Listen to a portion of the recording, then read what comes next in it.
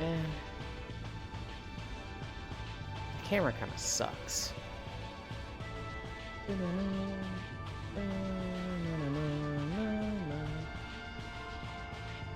have 3 windows open? Oh.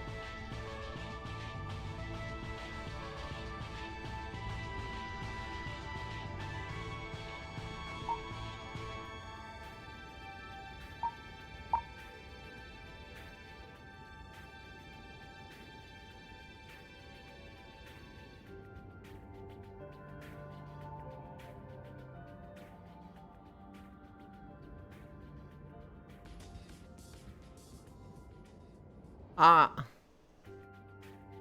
Had it on my recording tab. Hi, Techno Rave. Hi, Cairo. Hi, Love.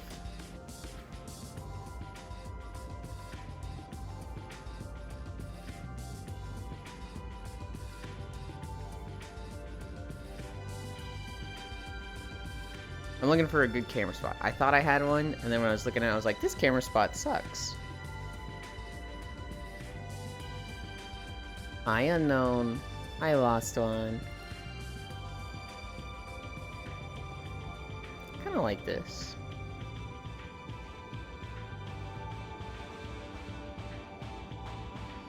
Yeah, right there. Okay. Morning Wind, I woke up 13 minutes ago. Hell yeah. I'm late. You literally can't be late, Cairo. You cannot.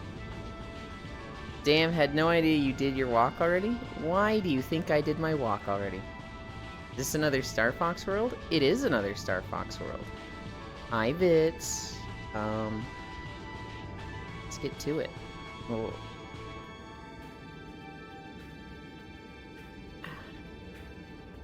Hi, Pixel. Hello, vacation day where I'm not busy. Wait, what are we waiting for? Hi, Logitech.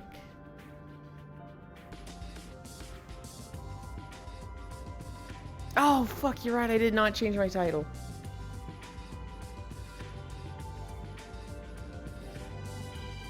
You wanna know what it was?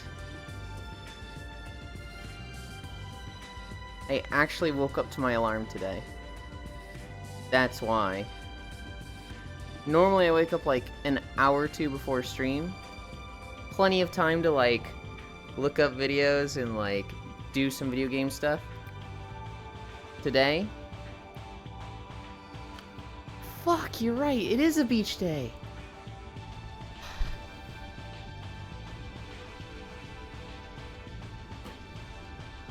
God damn it.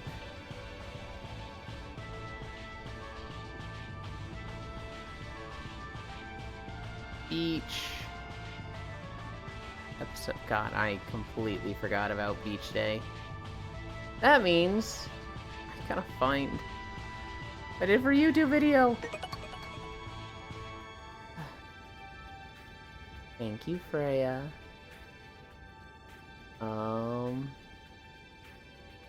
I gotta go here.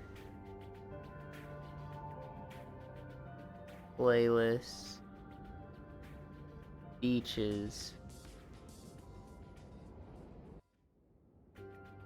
And then...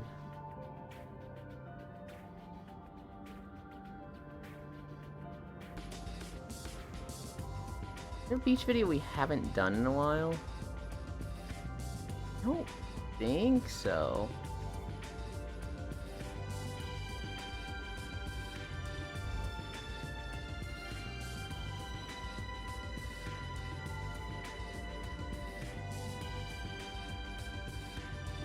Okay.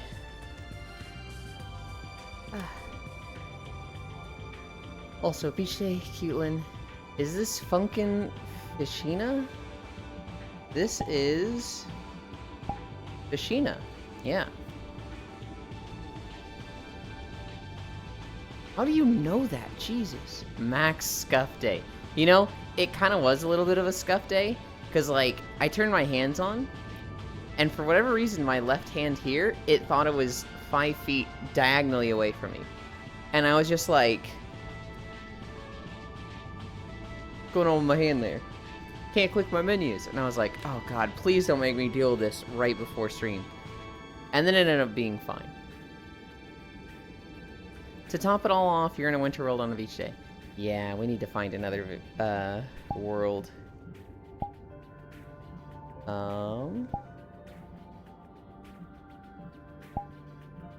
We do have a new beach world. Please don't get hurt out there. Funny, went to beach day and got lost at sea because I was swept up by the high current. What do you mean funny? Pixel, that's really serious. Do you have to get, like, rescued or something? Hi, Levy. I like Star Fox. Hi, Pixel. Hoy lost. Hi, Cairo. Just, hey, funny story, everybody. I almost died at fucking sea. Hi, Archangel. Okay.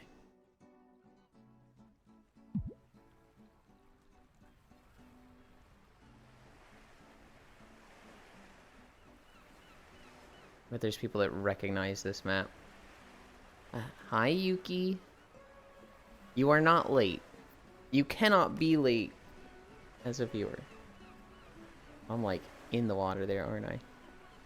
Yeah, that's good. Pins.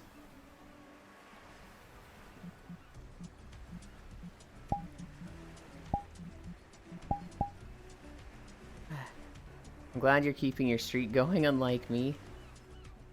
Sorta, I just followed the buoys.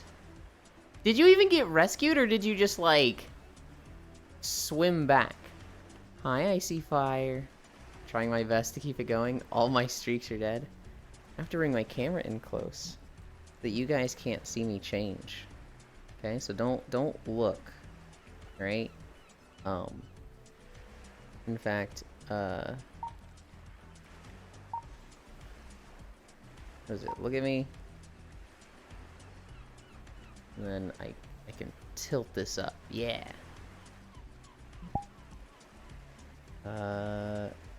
This one. Don't look. And then I have the right shorts on. Yeah. Shorts. I need the shoes. Okay. I think...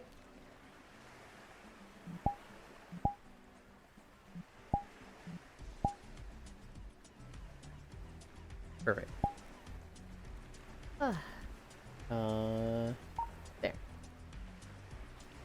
Wait, no, wrong pin. Pins. There we go. I'm off to work. Wish all well. I hope work goes fast. Icy Fire. All my streaks are dead. Cute chat. I would love streaks. However, every streak of mine fucking dies, except for in one chat. For whatever reason, Etsuko's chat, Etsuko's stream, it keeps track of my streaks there. And also, I think it adds a few, because it's like, just the other day, it was like, you've got a 45 stream streak, and I was like, there is no fucking way I've watched 45 in a row. Not with this crazy person. Not with Etsuko, who just streams when the hell ever. Usually I wake up, open stream, then go right back to sleep. Oh, I just swam towards the buoys so my group found me again. I was prepared to just swim back to the coast. Gonna be real with you? Good lord, Pixel. Bye, Icy Fire. Oop, hope it goes fast for you, Icy. Yulin and Jeans when I get off my ass and learn Avatar stuff, instead of just talking about it. Yesterday, the productive thing I was trying to do was I was trying to learn Discord stuff to, like, make a roles manager and onboarding. That way, when somebody joins Discord, the server is like, alright, you gotta react with these things to see any channels. But it was just, it seemed really easy, and then every little thing was like, oh, there's also this. Oh, you also need to do this. Oh, you can't do that, just do this. And I was just like, oh. Ask me. Hi, Air. I was trying to find YouTube videos about it. Maybe I will just ask you right away, but I was trying to find YouTube videos about it, and they were all like, here's how to hide your bots so that users can't see them. Put your bots in one single channel. I was like, no, not those bots. I want to, like, get rid of the bad bots. But, like, every video was about the bots you yourself had. Just use Dino and its manager? Okay. I was trying to do it without doing another bot. I was trying to do it through just the standard onboarding, was what I was looking at. It seems like I can.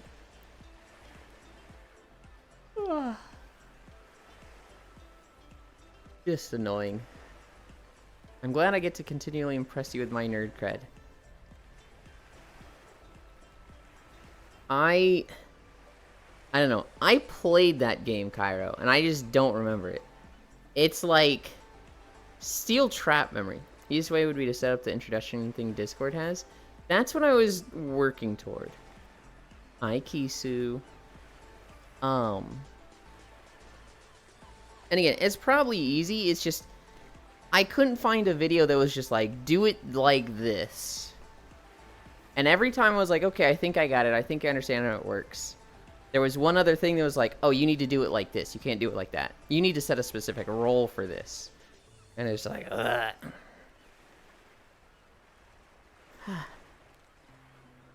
And when I get like that, I procrastinate.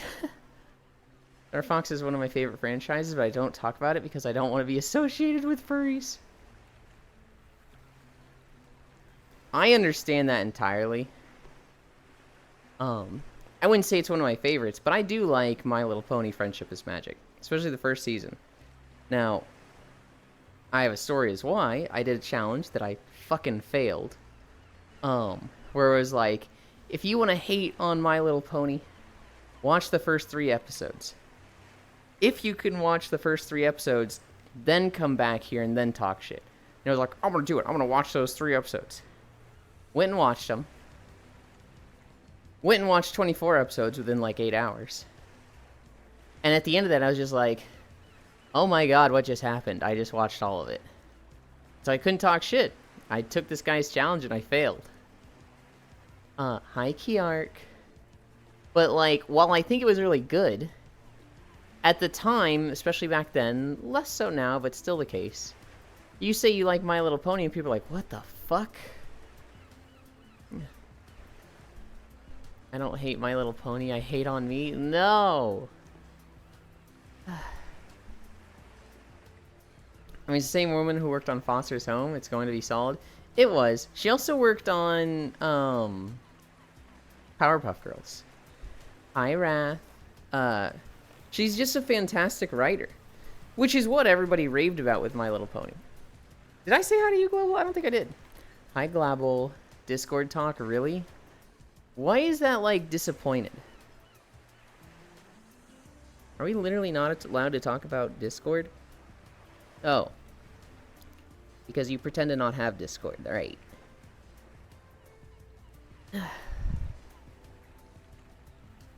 Hey, Kyra, I'm gonna sub to you while you're not even streaming.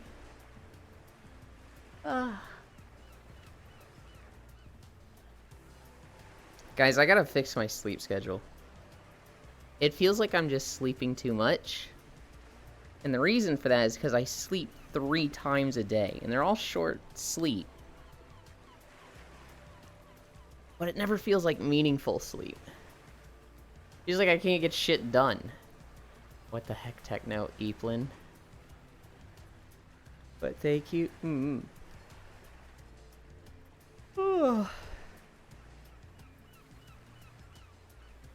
We have beach day on a Thursday? Or Pixel. Oh, he couldn't be here anyway. This might be perfect for Pixel, because he might be able to rig it so it's on Saturday when he gets back.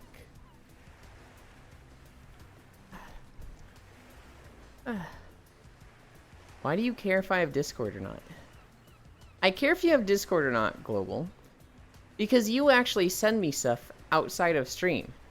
And you're a freak and do it through Twitch Whispers. Instead of Discord, like a normal person. The Mad Lad did it? That's really funny. I care about you having Discord Global because you're a freak. You're a fucking freak. 1, 2, 3, 4, 5. 1, 2, 3, 4, 5. Pretty rich having Yulin call other people freak. Hi, Baldier. I have a friend who DMs me in Honkai Star Rail and expects me to check that. Hi, Elder. Zuby would message me on Steam. And I'd get mad at him for it. And he'd be like, why do you get mad? And I was like, message me on Discord. He's like, I just was on Steam. Honkai Star Rail mentioned to leave. Yeah, I have a Discord, but that doesn't mean I'm a freak. I mean, I am a freak. But not because of Discord. I made a stream of Breakdown Tears yesterday. What makes you think you would fare better? Because I have been faring better.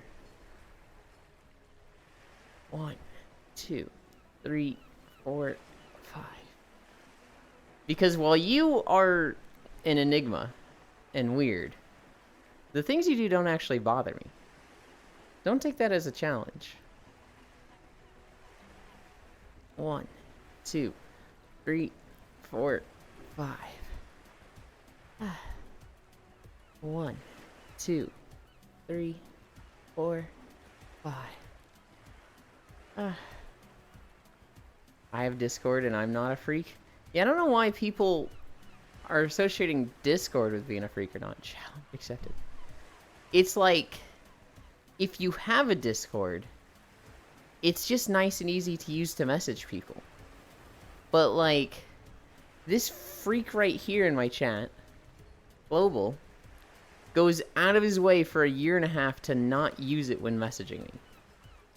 Literally sends me Twitch DMs. No one else does that. 1, 2, 3, 4, 5. The only people that send me Twitch DMs are the people that, like, are 13 and literally don't have Discord. And, like, you could just suss out and you're like 11, aren't you? And they're like, no, I'm 13. And it's like, yeah, you're too young. I gotta ban you from my channel. I do that, but that's for sending 7 TV links. Why would you send 7 TV links not in Discord? You're in Discord, Elder. Me when I get a Twitch DM. It's so like, why? 1, 2, 3, 4, 5. 1, 2, 3, 4, 5. Your very small, cute voice. Hi, Euland. Euliland. Hi, 007 Fillion. I had a brief period of, like, not liking Fillion. And then I was like, I'm just being a hater. I've taken something really small, and I'm, like, being weird about this. I gotta get over it. I'm gonna demon you just to spite you, Lost. Hey, back on the 23rd, pretty sure. It's the 13th. That's 10 days from now. We already know you're a hater. I don't know. I feel like we talk about a lot of the stuff I don't like. I'm not that much of a hater, am I? 1, 2, 3, 4, 5. You are? No! Only time I've seen them is blasted at rave events. I've known about them on Twitch for a while. And they had a really bad clip that looked really, really not good. But I was kind of holding that against them, and I really shouldn't have. It wasn't... They like, immediately apologized for it, too. I don't know why I was being so weird about it. And someone confessed to me in Twitch DM. I was like, bro, I am old enough to be your dad. You are, Haitlin. I love. Whoa, thank you, Archangel. Get followed. Oh shit, I just missed 20 minutes.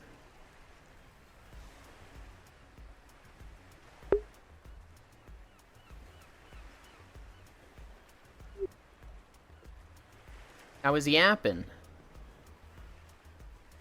Did you do it yet? Nope. Alright, 7 seconds. I'm not missing this one.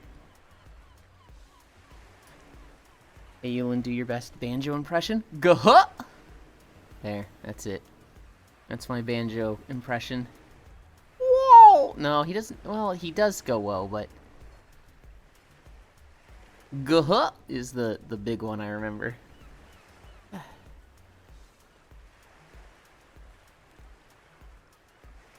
Go make food. Nuh-uh. My mommy.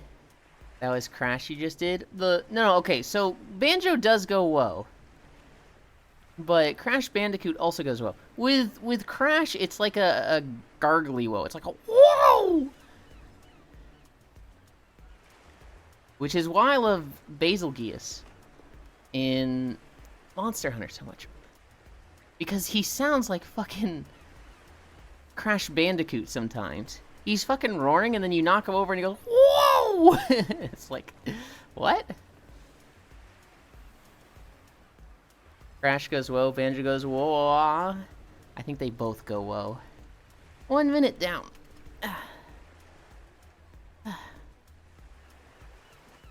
We're going to... Okay, we started at 20:30. We're at 21:45. We're going to 23:30?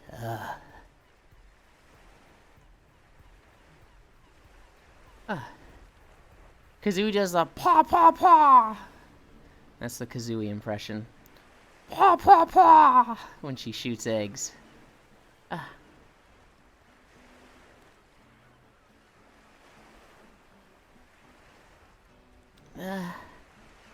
Guys, I hate plinking. I love the results, but I hate plinking. Johnny Bravo impression? Was it Hey Pretty Mama? Hey Pretty Mama. What do you say you ditch this guy and come hang out with me? I don't think that's a very good impression.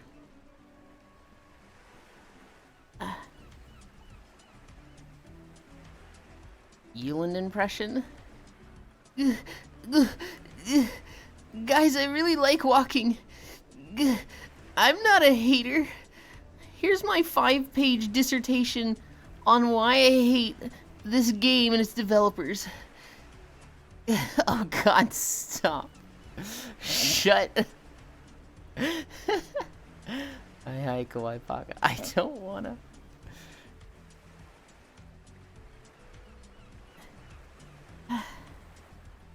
Oh, 20 more seconds.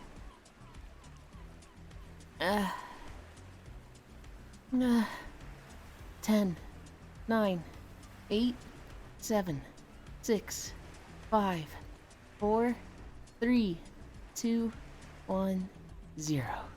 I'm gonna steal all your food then.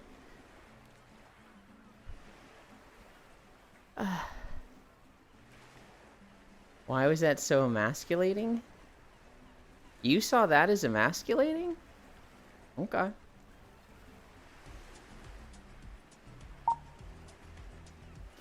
I gotta fix my trackers. But I don't trust this avatar. So we're going to zoom in and then recalibrate.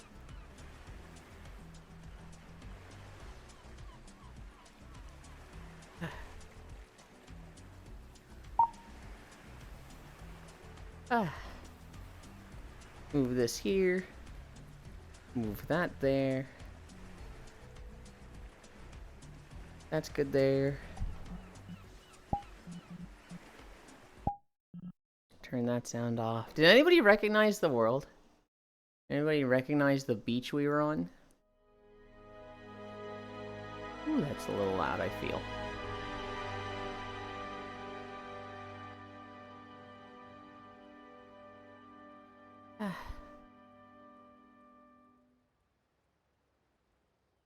And we're walking.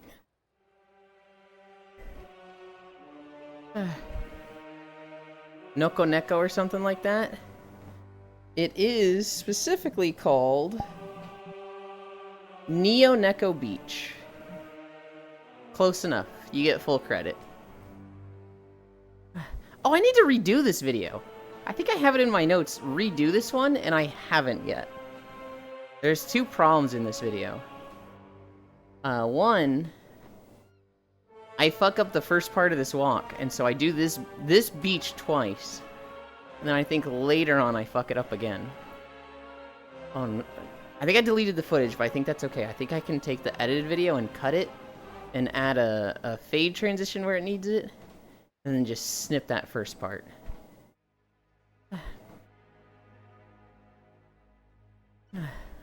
Okay. I'm still waiting on the day Yulin falls off the treadmill. I'll feel horrible if this ever happens. We've come close a few times, Techno. There was one time, I think the closest we ever came, Bits joined on us. And I basically pointed at him, and I started like doing like this, like we were fighting. But he was running around me. And so I was like turning with him. And my brain couldn't think, keep your feet walking forward while turning your upper half. And so my legs turned with him, and then I was just sideways. And I was like, oh shit, oh shit. And I caught myself on the bars. But I was really close to tripping and falling. I didn't recognize the world.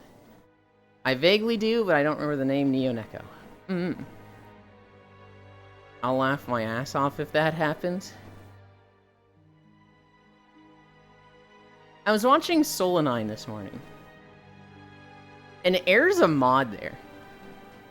And I found this so funny. Like, I just couldn't fathom it. Yulin, don't die midstream. Thank you, Techno. Be careful. Even there, Air is still a bottom. What am I being careful about, Air? Be very careful. So you're threatening to mod abuse. You're threatening to ban me in Soul's channel because I'm teasing you here.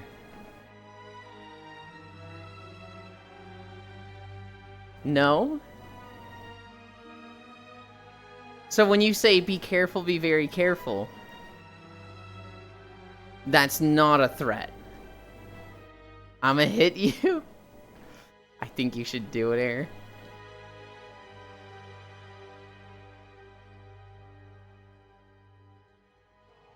This boy's, I show up in Soul's channel, and he's like, can I ban Yulin? And I'm like, wow, you actually modded Air.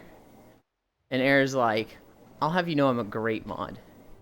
I take the responsibility seriously, and I never commit mod abuse. And I'm like,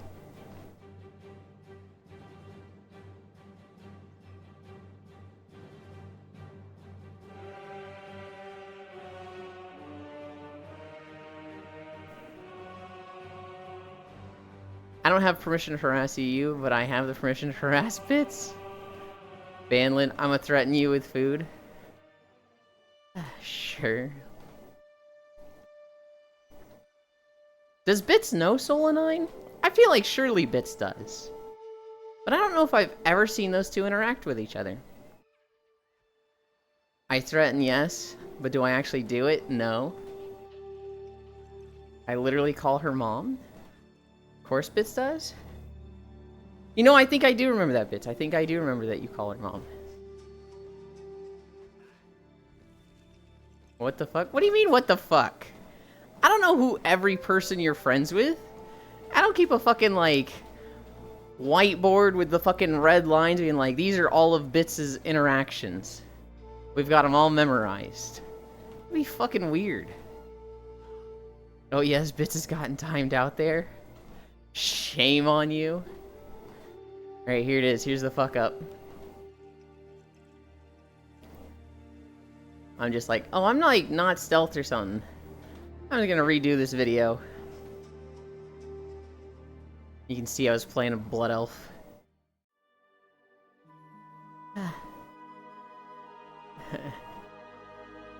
Kiark cheer, Bits cheer.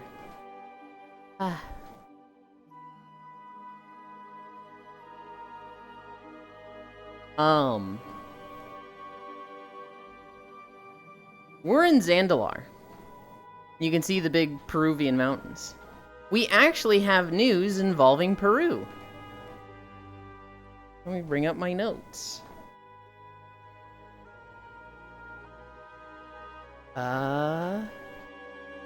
Here it is. There is a movie trailer that came out yesterday. Paddington in Peru. I never really cared much for Paddington Bear. I literally don't know anything about it from growing up. But I know it's like... a lot of people did? There's a movie about Paddington Bear going to Peru. I guess he goes to see some family member named Lucy. They go to Peru, but Lucy's disappeared. And so this nun's like, oh yeah, she went on a quest into the jungle. Surely you can find her. And Paddington's like, we gotta go find her. And that's the movie. They go into the jungle to find Lucy.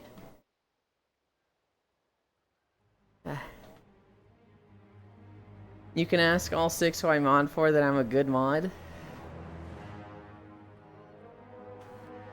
I don't even know all 6 that you mod for. Soul Spacefish. Violet? Smug.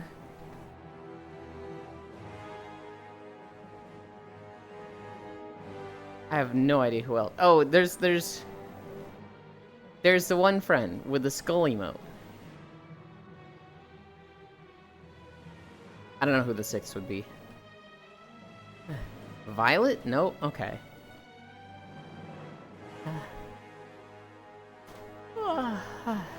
It's not Captain, is it? No Smug either, really. I have no idea who the 6th could be. Who do I mod for?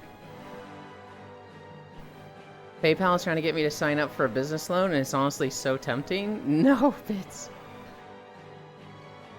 The less you use PayPal, the better.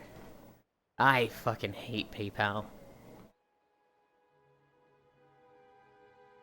God damn it, I am a hater. Listen, PayPal is fair, okay? They hate sex workers, and they will just lock your account and take all the money. PayPal is literally shit and has fucked over so many of my friends, okay? That's not on me. PayPal is worth hating. Fish and Soul are the only ones you know? Am I wrong about your friend with the skull emote? Do you not mod for them?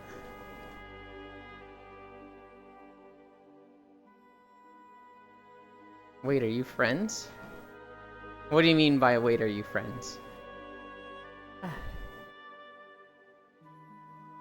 PayPal credit companies not liking not safe for work is old news, though? Your friends? Some of them have just been VTubers that, like, don't do lewd content. Some of them have been lewd content artists that PayPal fucks. He's my first mod and the reason I'm a VTube space? I just personally have zero reason to switch. I don't have a problem with them not liking not safe for work. The problem is they go very heavy-handed when they find out somebody does not safe for work stuff. And they will close your PayPal account and take the money. They won't like, hey, we don't want to work with you anymore, so here's your money. We have sent it to you early, and we are closing the account. Have a good day with your business. You will not be conducting business with us. It is like, oh, you have 70,000 in your account? Yoinky sploinky, that's ours now. Get fucked. That's what PayPal does. Skull emote? Air has some skull emotes that he really likes. It's from a friend of his. And I would have assumed he mods for that channel. Hi, Zacky Lucky. Honestly, don't know anything other than PayPal. PayPal is the big one. There's probably a few services that are like it. I can't think of one off the top of my head. Hi, Smug. Euland is the best. I don't know about that one. And why is no one taking them to court behind that yet? Oh, because legally they can. Legally you can doesn't mean, like, it's cool to. Almost a year of modding for him. You can't take them to court because, like, it's in their rules that, like, yeah, you can do this.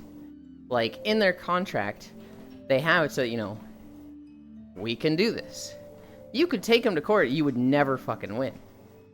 But, like, if they wanted to be cool, if they wanted to not be pieces of fucking shit, they'd be like, this is your money. And I don't even know if that's, like, a good business thing, right?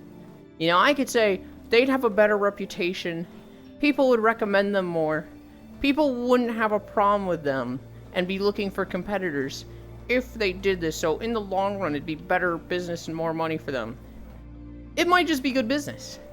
It might be like, why the fuck would we care? We're never at risk of anybody taking over us. Fucking yoink it. What are they gonna do? Go somewhere else? Not for 15 years. Like, it might be totally good for their business to do that. I don't know how it works. All I know is they've done it to some friends, and I don't like them for it. And then for me, it becomes a question of, why are you signing up on PayPal doing not safe for work knowing there's a chance to have them lock your account to take your money? What is the alternative? Also, for a lot of people, it wasn't always like that.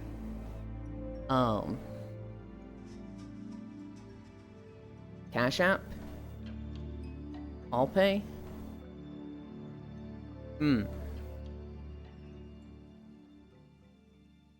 There's alternatives? Okay.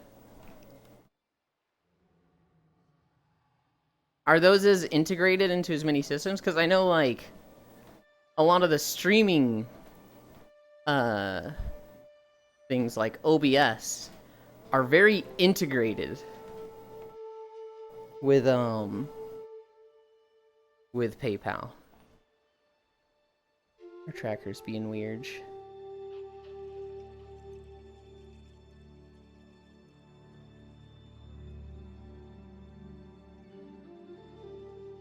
What?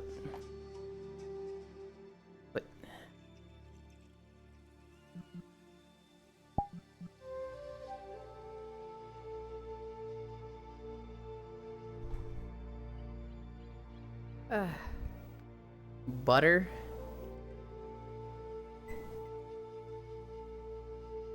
I could say something about it. But the thing I had a problem with did eventually get resolved. Venmo, Cash App. The biggest thing that's affected a friend of mine was, I don't remember how they got access to their information. But someone got access to Leafeon's account info. I don't even know if they got full information or if they just tricked the support representative. Hi, Nanoda. And they were like... They got into Leafeon's account and changed everything. And drained the account. And Leafeon's got locked out of their PayPal account for like 8 months or something. And it was like... It was such a fucking trial for Leafeon's to be like... I need my money. And like, why am I locked out? I have proven this is me. Do you really think I suddenly moved to India? Like, what the fuck? And like, they were just such a struggle to work with.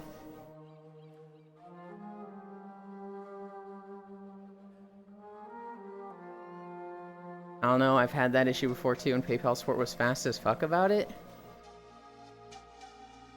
I know PayPal wasn't fast with this one. This was like 4 years ago.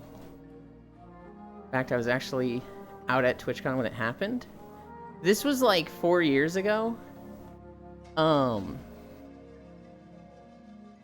And so, you know, there was a lot going on in the world when this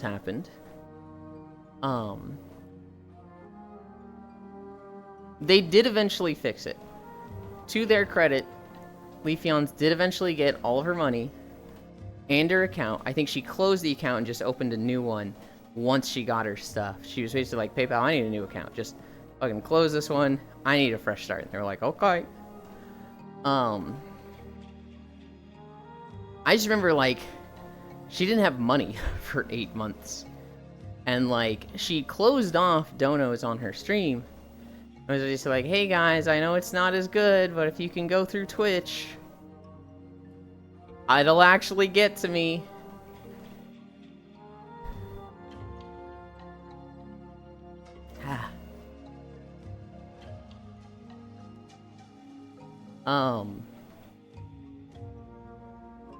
There is... I'm not gonna say what I was about to say. I don't know. That's one thing I've seen about PayPal, which isn't, like, really a thing against PayPal. I think they were slow. I think it's, you know, something they couldn't exactly rush. Granted, 8 months is a long fucking time. My bigger problem with PayPal is that I have seen so many not safe for work artists or not safe for work streamers that are just like, they closed my PayPal. I had $5,000 in the account and they've told me to, you know, go kick rocks.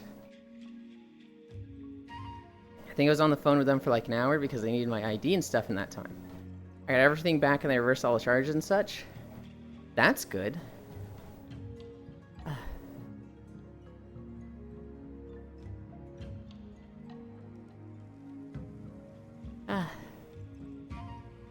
We're at 0.7 miles. We're cruising.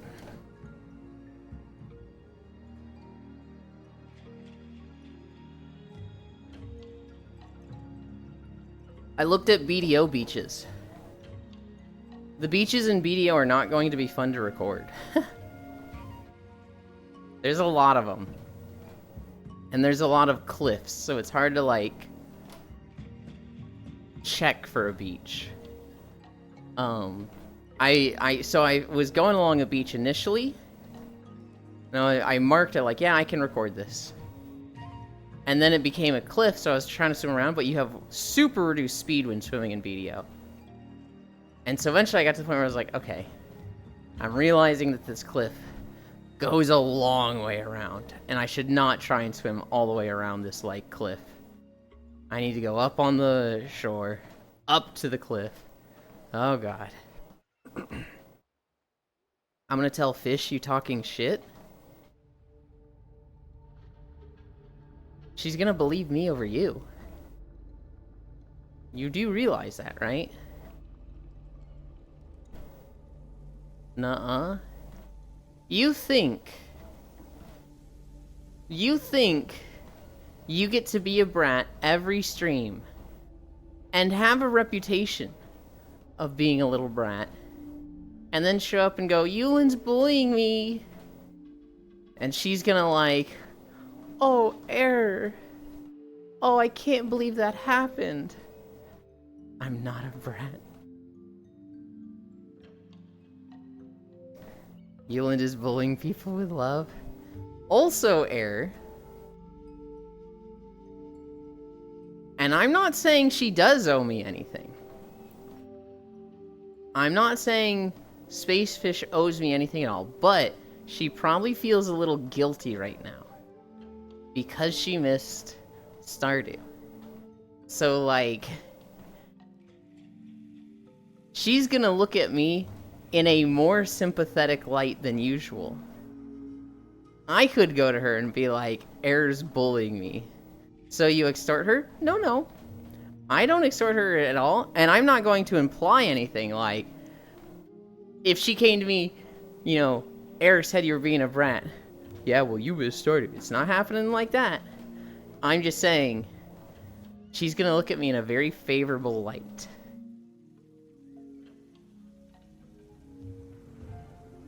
She missed Stardew. And then when she woke up, it was like 2 a.m. and she posted a gif of like some dinosaur waking up in a bed and screaming. And we're all like, we know the hard-working girl needs rest. It's all good. We're not mad you missed our weddings. There were weddings? Oh, there were 4 weddings.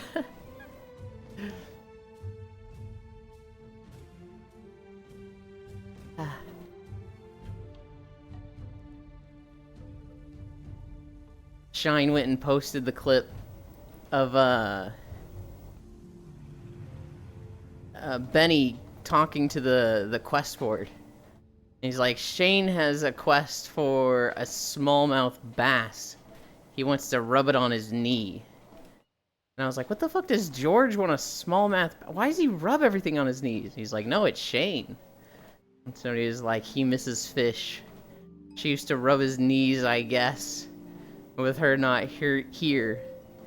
He's looking for the next best thing. And we're like, what the fuck?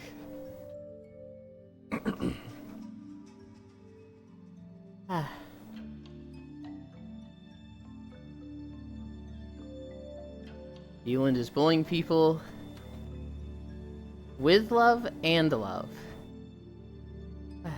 Air literally typed that like a brat. I know. It's so like... He is literally the type of person that's like, I'm not a brat, and then immediately keyboard smashes, and it's like, bro. Everywhere I go, I'm abused. It's because you asked for it. You literally do all the signs of a brat.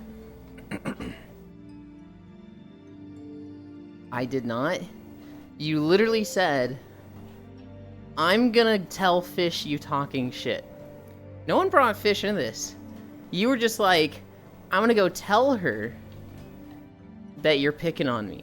Like the whole, I'm gonna go tell teacher, which is like, oh my god, you fucking nerd. And then you're like, nuh-uh, because I'm like, you're such a brat. You're like, nuh-uh, full caps, I'm not a brat. That's like 3 bratty actions right there.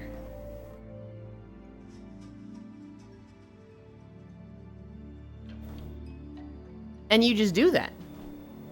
Constantly. So, like, it's all self-inflicted, Air. It's all self-inflicted. What other stories do I have? Oh no, I forgot to look at the days! Alright, let's go look at the days. Let's go look at what holidays are today.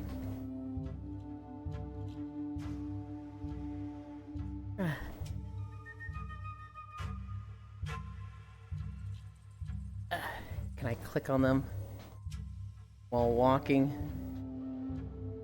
National Day. Got it. Thursday, June 13th. LGBTQIA+ Equal Pay Awareness Day. Really? They've got a holiday for LGBTQIA equal pay? I'm gonna make you a pipe bomb. National Career Nursing Assistance Day. National Cupcake Lovers Day. I'm down for that one. That one sounds good. National Kitchen Klutzes of America Day. I don't think klutzes belong in the kitchen, I'm gonna be honest. Random Acts of Light Day. Sewing Machine Day. Weed Your Garden Day. World Softball Day. Guys, I'm gonna be honest, those kind of suck. I think the best one was National Cupcake Lovers Day. That's not even like Cupcake Day, that's like about cupcake lovers.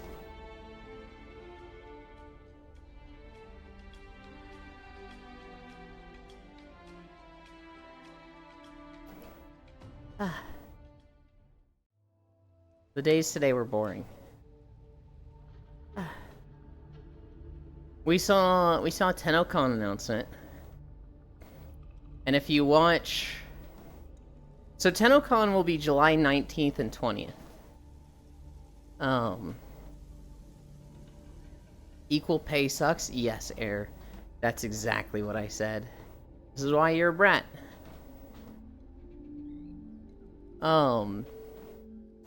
TennoCon is in a little over a month. TennoCon is fun. That's where they always announce the best stuff. Oi? What do you mean, oi? You just took me out of context. Hello, Ewan. Hello, Air. Hi, Riddle. Oi? I called him a brat. We're having our weekly God Air, you're such a brat conversation. That he's always like, no, I'm not. Keyboard smashes, types in full caps, I am not a brat.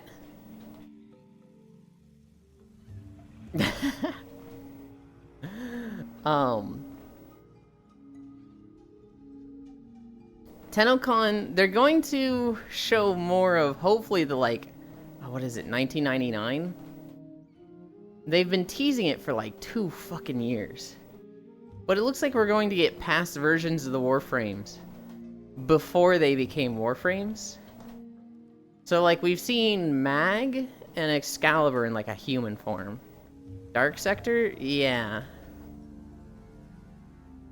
I don't know if... I don't think I'm excited for it at all. I want to play as a Warframe. I want to play as a Metal Space Ninja. And the more stuff they give us to not play as that, the less I care about Warframe. So when they gave us Operator, I don't like using Operator. They gave us K-Drives, I don't like using K-Drives. They gave us Necromechs, I hate using Necromechs. I feel like this is just going to be another Operator, and I'm like, I don't care. Hi, media. Welcome home. Had to walk outside and erg outside.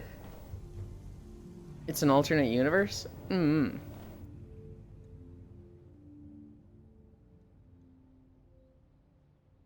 Chesburger.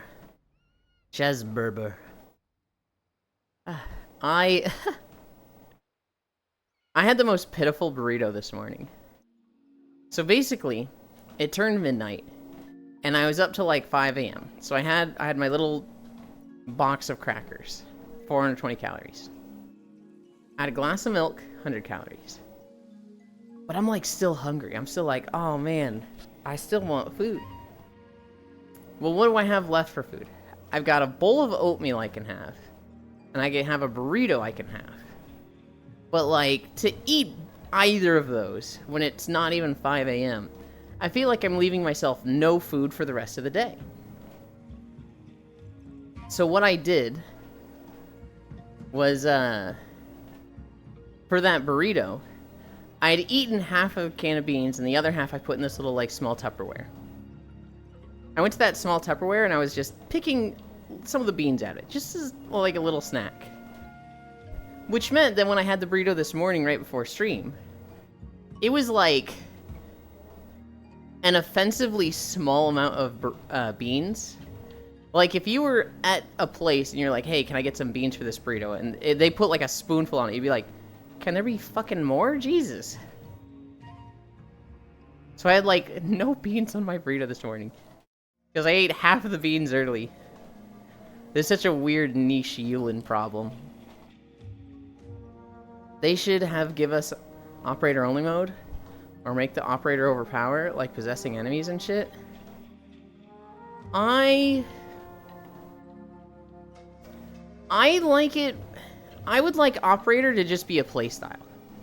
Like, don't make it overpowered, but make it so that it's comparable. I hate benefits for switching to operator. I hate when it's like, hey, switch to this, and for the next 20 seconds you get this buff. Hey, you've stunned these enemies. Switch to operator to strip their armor, and then go back to your Warframe. I hate that. I don't want to intermix it with my gameplay.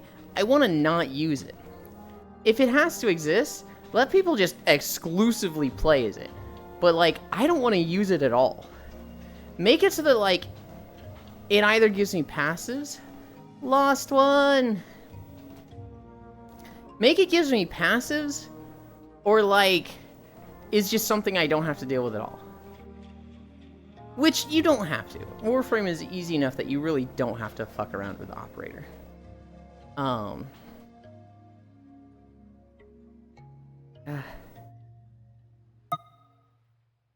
Lost one's probably working today.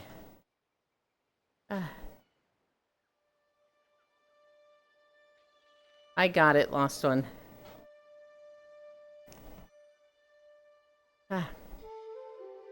My goodness, the bots are going crazy. The bots were quiet for like 4 months.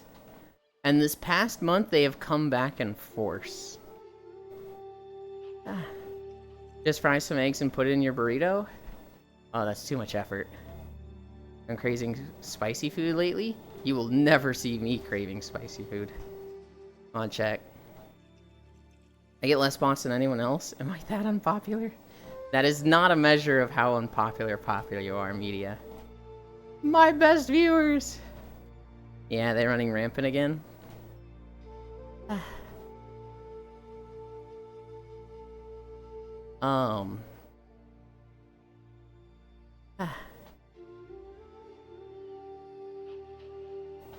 You reminded me of a joke, Kiark.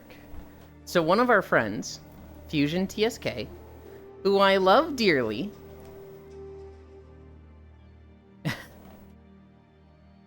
he's a very smart individual. But I can see him every now and then doing something really dumb and being like, oh, that was dumb, wasn't it? In this example, he was watching C9 Meteos, the big league streamer. One of the big league streamers. 1,000 viewers. And Meteos gets a bot. They're like, hey, best viewers at this.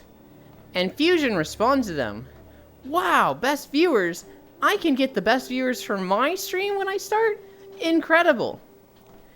And people saw this. This was a silly, dumb joke. This is like, you know, whatever. But people saw this and they were like, oh, this is a bot. And then it's the actual guy running the bot promoting his bot. So report both of them.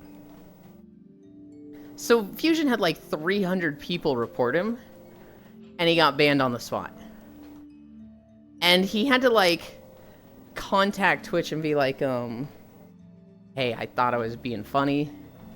Can I get unbanned? And Twitch looked at it and they were like, yeah, okay, that's fair. Bye. But, it was just one of those things that's like, the joke was not worth it, and that was just a little dumb, wasn't it? You've got swimwear. You've got beachwear. It's more beachwear than swimwear.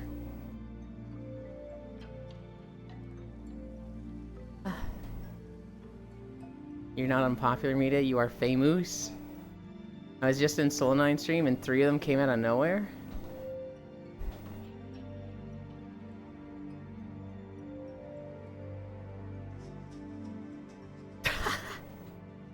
I opened Soul9 stream. No, why? I get bullied? What the fuck? No, it's not me. Cry. I'm innocent. I'm not a bottom.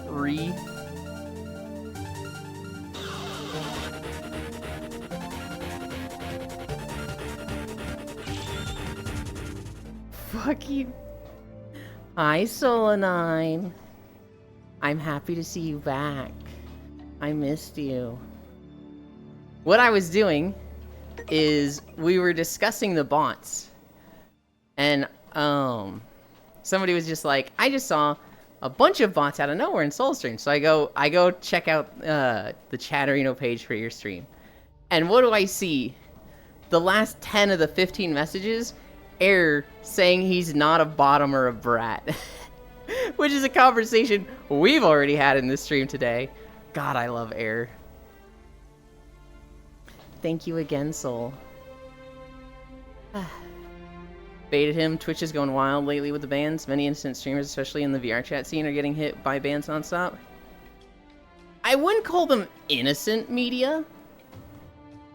But yes, there have been a few VR chat streamers that have been following the rules of Twitch TOS.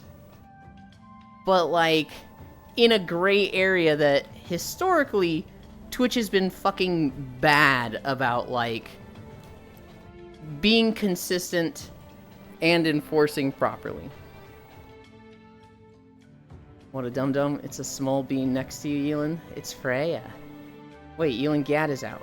Let me switch to watch mode. Fuck you, bottom bitch, Elin. Hi, Gale. I know Rar got like 7 yesterday. Ooh. Hi, Spacefish. Welcome, welcome, welcome. We were talking about the clip with Shane missing you and wanting to rub a smallmouth bass on his knee. Well, welcome Raiders. AO beach episode? Get your bathing suit on and come join us. I hate it here. It the blueberry. A fishy got some white wine. Welcome Raiders. Gat, clap, clap, go back to audio mode. You're most welcome. I am exhausted though, so I won't be sticking around. Yeah, okay. You did stream for a long time. I literally went to bed with Soul streaming, and I woke up and she was still streaming. Now, granted, I don't sleep that long, but it was always like, I woke back up and I was like, oh damn, hell yeah. It's an air staple at this point. You a bottom player. VR chat streamer and innocent doesn't sound right. I'm not a bottom, cries. Hello, Spacefish. I miss him too. Time to order a pizza to remember him. So it went pretty long this time. What was really tragic was that when I went to bed, she was like, you're making me want to play Assassin. Here's what we'll do. This character will be hardcore, and so if I die, we'll switch to Assassin. And then I woke up and she's like, the very start of Act 1 with an Assassin. It's just like, oh no. Is that multiple deaths, or is that like the one big one as I'm waking up? The last time I saw Soul, we were playing V Rising, and I was super excited to play V Rising with Soul. But then her hand got hurt, and it was like, ah, damn. And so she's been recovering. She's probably been sick with other things as well. But I know she hurt her wrist in the middle of the V Rising run. Which was, I felt, I felt bad because she left herself sleeping outside of her casket. And I spent like 10 minutes dragging her body out of her house and across the road and into a forest. And then she's like, yeah, I can't play anymore because I hurt my wrist. And I'm like, oh shit, I hope her body's gonna be fine. Oh, hi Frey and Hunt. I wonder how, I won't make the hand joke. I'll make it. She probably did something lewd. She probably was doing some, like, bondage dungeon play. And, like, her hand was tied up for too long and maybe got, like, a partial blood clot. And now she's like, oh, guys, oh, my carpal tunnel. Oh, I can't play games for a little bit while this heals. Oh, no. What the hell did I come back to? Soul trying to outrage Proxy to death. I'm not saying she's going for it, but sounds about right. Oh no. Yuki squishable? Yuki very squishable. Yuki, I haven't beat a solo hard run yet in Rabbids. You literally have that over me. Anyways, Easy Zealand, I'll put on trackers and stuff and be there in 10. Hell yeah. Take your time. We have plenty of time today. Wait, what? I haven't beaten hard mode solo. How? I haven't tried that much. I've played a lot more multiplayer. And I've tried a few times solo. I've only actually tried to do hard mode on solo like 2 or 3 runs. I spent a lot more time on hard trying to get the golden floof. You were so much better than me? I don't know. I don't know. You had a pretty cracked ancient run. I feel really good at getting damage out. So as a player, I look really good at Rabbit and Steel, because at the end, I almost always have high DPS, unless I'm playing fucking Sniper. But when it comes to actually staying alive, I'm hot garbage. I can just usually keep my damage up despite dying. I was thinking she was hitting the cicada hole too hard. Yu isn't better at anything? I'm definitely not better at Rabbit and Steel. I mean, Yuki has cleared hard and I haven't.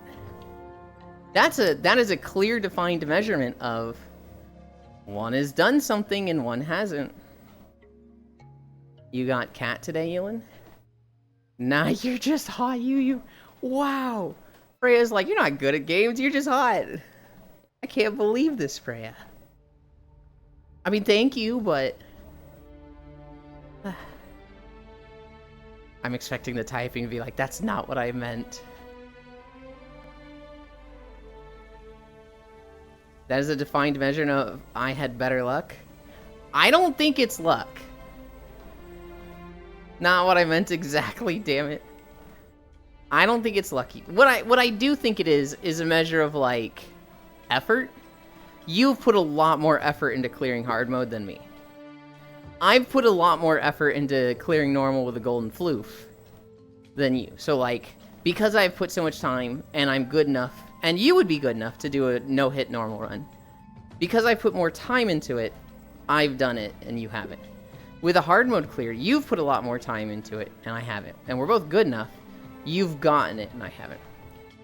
Not a cat, bork bork. Can't believe this. I can't believe Lost One gets mad at being called a cat instead of a dog. And then he goes and calls Wolf Mommy a cat. That's messed up. Hi, Ellie. They better than you, Air. Oh no.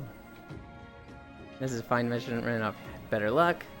Welcome to my world, Lost. Civil War.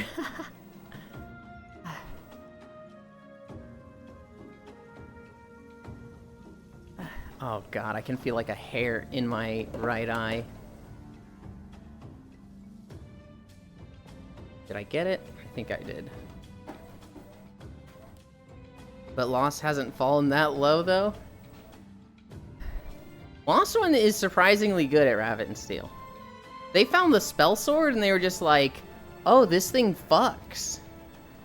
And last time I played with him, he did the carrying. Foss One? Lost One. The Lost One.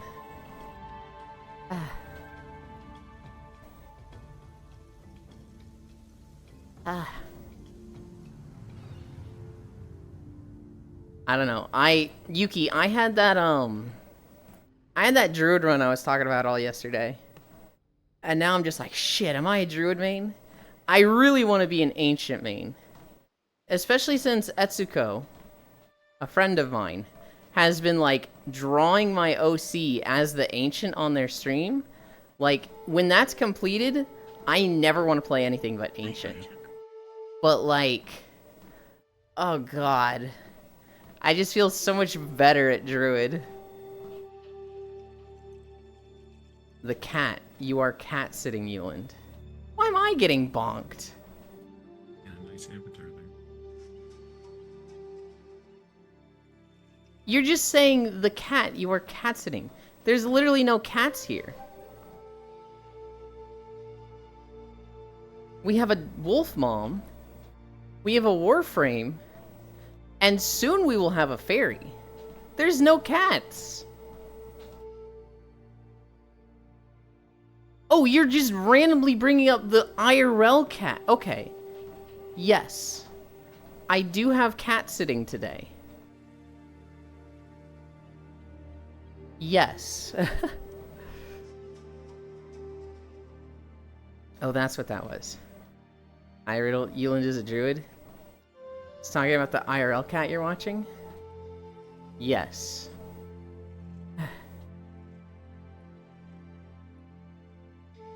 You said I called Freya a cat. I was talking about the cat because you said you had all the time in the world today. Well, oh, I mean, yes. I don't have, like, 10 hours to wait around for media to join. But, like, they don't need to rush to get on. They can take their time. When Yuland late to food appointment... So here's the thing. The last time I watched this cat, it was for, like, 3 weeks every day. And I missed one day because of a snowstorm. And the cat was upset. This time they told me Tuesday and Thursday. I was like, they don't need Wednesday? And they're like, nah, they'll be fine without a day. And so I'm kind of expecting the cat to be, like, grumpy today. Ah.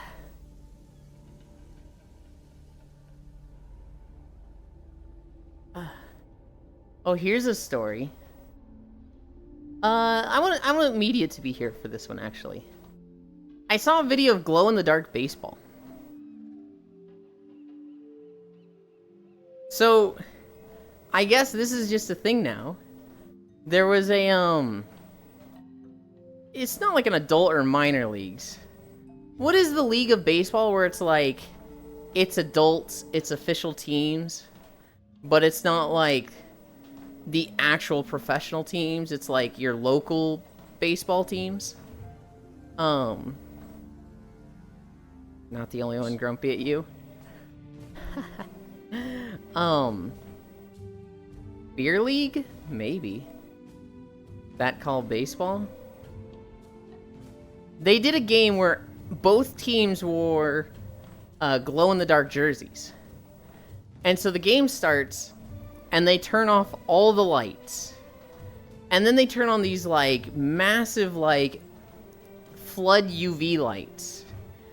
And the teams, you can clearly distinguish them, but they're just fucking, like, glowing in the dark. And, like, you can clearly see the baseball, you can clearly see the bat. It's like they just sprayed everything with a glow-in-the-dark spray. And, they did the first pitch. The guy fucking hit it.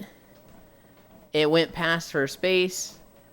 The outfielder grabbed it, threw it to first base, got him out, and it was just like, what the fuck? Minor league is not for minors? I want to say minor league, but I'm like, that's not right. I want to say that's for, like, kids. I have a smudge on my right lens.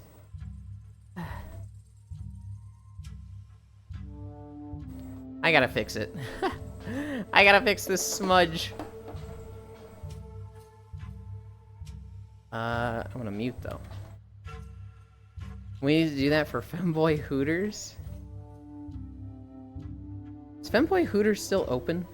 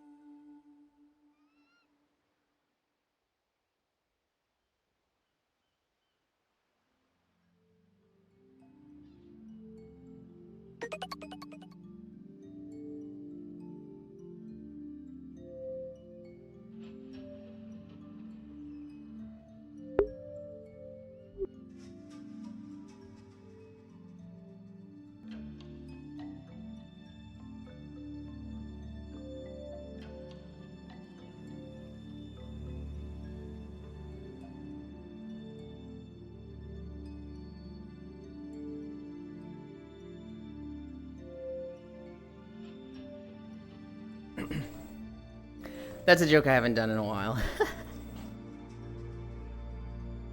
Hi, Meathies. Minor league is like adults, but not real major leagues? Okay. Minor league is a league just below the majors? Okay. I thought that was like a children's thing. Euland Hooters? You're a smudge? No, it's not children. I am understanding now. Little League is for kids, Pee Wee League is for little kids. Gotcha. Slaps Euland's ass. This good boy can hold so much femboy. Something tells me we can't hear Euland, don't know what. Don't tell him. Pretending to be mute, yeah, I used to always, like, mute to drink, and then forget. And so, like, I'd be talking, and people would be like, Euland, we can't hear you. And I started doing a joke where, like, I'd be unmuted, and I'd just be, like, gesturing like I wasn't. And I'd get to a point where I was like, do this. Which is a joke from Teen Titans Go. Where Robin's giving them, like, hand signals, and the rest of the team is just like, we don't know what you're saying, dude. What the fuck? Just tell us what to do. It's, I don't know. It's one of those, like, dumb uncle jokes that, like, only your uncle finds funny, and everyone else is just like, why are you like this? I hope Freya comes back.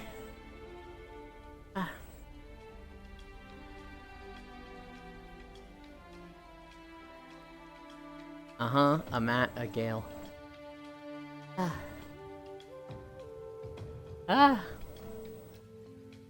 I saw a game that made me think of XCOM. It's got the turn-based like grid positions, movement, shooting each other, very tactical turn-based thing. The gimmick to it, hi, is that it's like a tactical SWAT team, but everybody is wizards.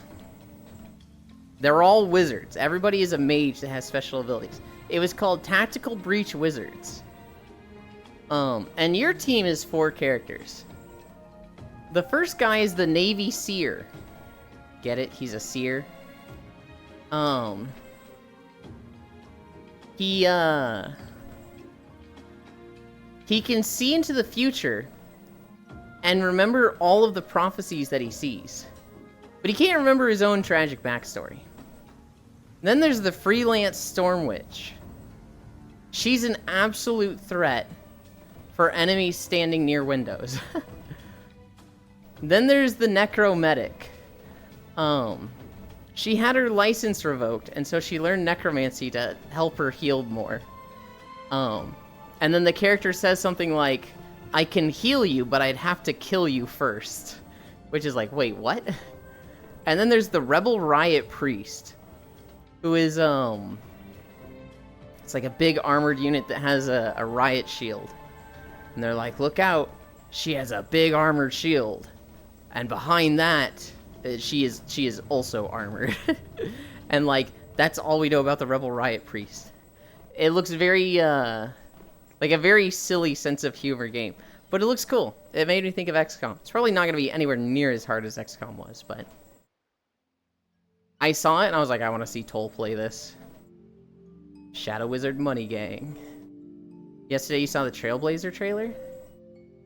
I feel like I also saw the Trailblazer trailer, but I just saw so many in the last week that like now I can't place any of them. They have all blended together. What happened in the Trailblazer trailer? What was that game? Hi, Zuby. Every time I hear XCOM, I think of Toll. I'm fucking permanently damaged with it, Hunt. Because, like, I watched Elite play it. I watched Proxy play it. I think maybe Koyo played it a bit. And then, like, you know, they would lose units. They would have a unit die, and they'd be like, oh, we gotta remake this person. And then Toll played it. And she's just so fucking cracked at those games that, like, she would play hard mode, Iron Man mod, Long War mod, Chaos difficulty mod, and not lose units once she got past Gate Crashers. And then I'd, like, go back to watching Elite play it, and Elite would be like, you know, Mission 10, decked out characters, and one of them still dies. And it's like, what the... I don't think these guys are bad. Is just Toll that fucking crazy? Which you don't understand, because Toll says some of the stupidest shit on her stream.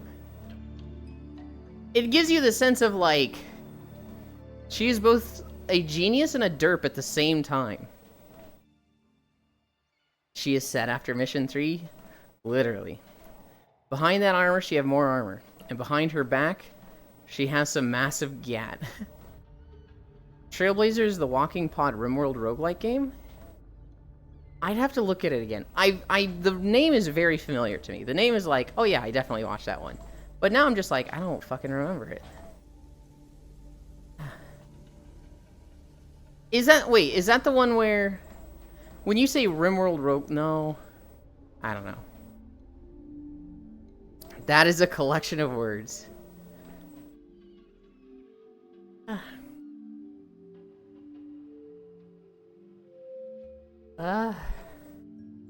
Okay.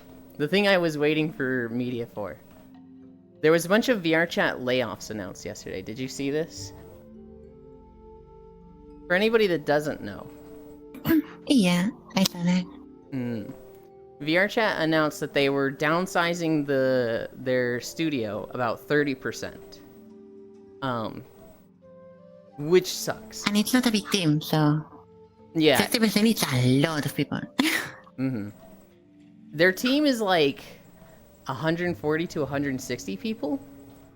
So it's like 30 to 45 individuals that are getting laid off.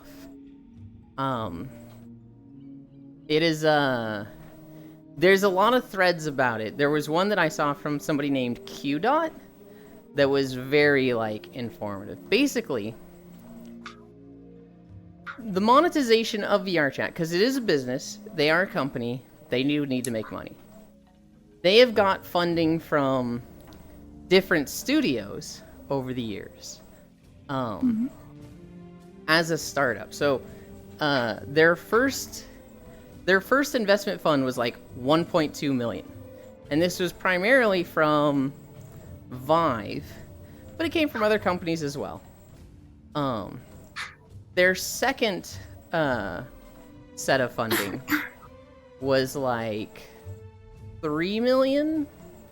Their third set was like 10 million. Oh, wow. Their fourth set was $80 million. They got $80 million. What? Yeah. So they're sitting on like a pile of cash right now. This is all publicly available information. However, this was when Meta was announced and everybody was throwing money at VR. It was like there was a sudden like, oh, invest in VR. Meta is moving this forward. We got to get going now. Which is like, it was great for VRChat. The problem is when they got that 80 million, they scaled up their company size massively. Because they expected that growth to stay there. And they were seeing growth. They were seeing a lot of people going out and buying quests, going out and their numbers increasing. And so it was like, it made sense to increase their company size. When they got that like 1.2 million, they were like 12 employees. When they scaled up to 80, that's when they went to like 160. However, that was in 2022. The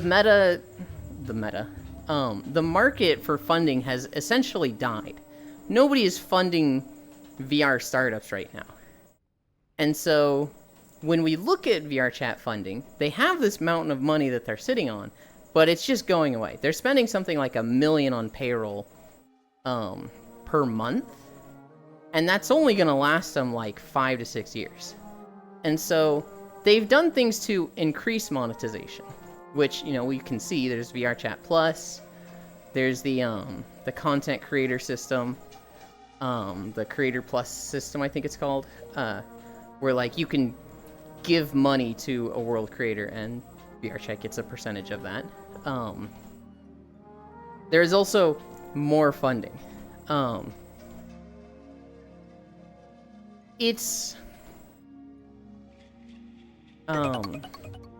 Hi Chaotic Wolf, thank you for the follow. The CEO of VRChat basically sent this email out to everyone, and Tupper then shared it with everyone. It's honestly like one of the nicer layoff emails I've ever seen. The layoff video, or the email, is basically like, hey, here's the situation, here's what's going on, none of you did anything wrong, this is basically leadership. Leadership fucked up, we're not in the know with running a company like this, we expanded too fast, we expected growth to stay that high, it didn't. We have now put the company in a position where we either downsize and have a solid foundation for 5 to 7 years while we work on essentially our plans for the future, which we're very confident. They're very confident, like, VRChat is in a position to, like, explode and take off. Which, good. It sounds like they can. I mean, isn't VRChat essentially the only kind of like relevant multiplayer VR game in the market right now? Because we have Pavlov, which is kind of okay, but everything else is like Half-Life Alyx is single player, There's and everything else is a technical demo, kind of. There's Okay. a few games. The most game-like VR game feels like Half-Life Alyx. But like with the whole social scene, like VRChat, you know, there's Chill Out VR, there's Rec Room, there's Lavender, there's a few others.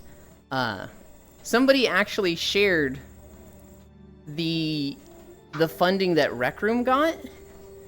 They've gotten way more than VRChat. They are apparently way better at business negotiation. Yeah, they're sitting on like 250 million. They got so much money. No and I'm way. like, how? Rec Room fucking sucks compared to VRChat. Yeah.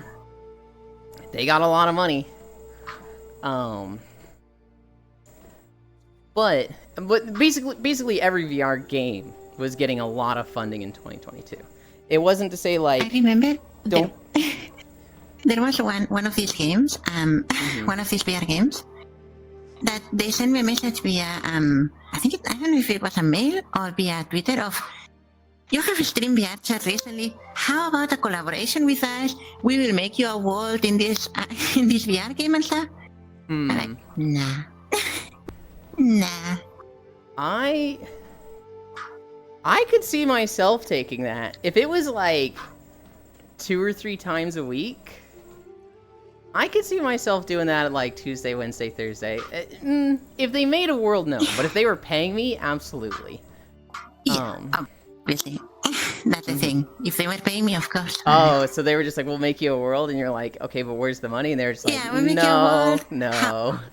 How about you stream? No, like there was no money involved. It was more like, we are a new platform and stuff. How about Yeah. you give us some, like, you know, some streams and stuff, and we make you a world or something? Nah. No. Yeah, so when they laid people off, they were very clear. This is the leadership problem. None of you did anything wrong. You've actually been amazing. They get many, many benefits having been VRChat Dev alumni. Basically, there's going to be a new rank in VRChat that their accounts are going to be VRChat alumni. Can you move the shark? I think it's cute. It triggers my hand haptics, so my hand is vibrating every time I touch. Thank you. They're going to get an alumni badge. So, like, if you see somebody that worked at VRChat, they're going to be marked as, like, this person worked at VRChat. They are getting 6 months severance. Wait, was it 6 months? 12 weeks severance. Okay, 3 months severance. And 6 months of healthcare. They are getting stock options, which they can buy into for literally the next year. And if they've been at VRChat for a long time, they're going to have more than a year to buy into that. I'm gonna sneeze. Fuck, I didn't mute. There was a bunch of other things. Bless you. They get a, thank you. They get a lifetime of VRChat Plus. So they don't have to pay for that. 3 months severance sounds kind of nice. That is very uncommon in US-based companies.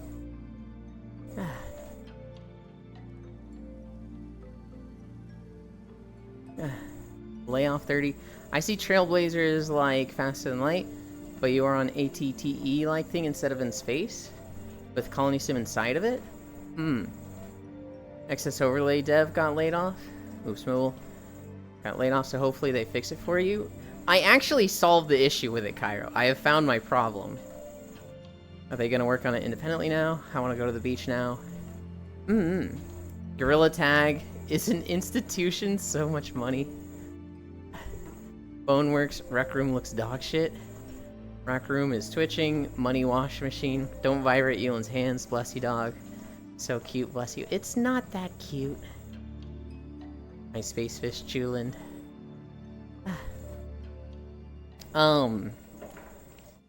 It really is. I think of like all of these VR chat knockoffs, and I'm like, how many people play these games? Right? How many people are actually getting on Neos, Chilled Out, Rec Room? I just can't see them having numbers comparable to VR chat. And then like, you see some of the stuff with them where it's like Lavender. You literally have to like be a member of their Patreon to get on Lavender. There ain't no way they have a good player base. There ain't no way they have like more than 100 people on in a day. It's super duper cute, makes me want to punt you. Space Fish. Air has been bullying me all day. He's been so mean to me all day. He was threatening to ban me across all of the channels that he mods in. And he's like, I mod in 6 channels, I'll ban you in all of them.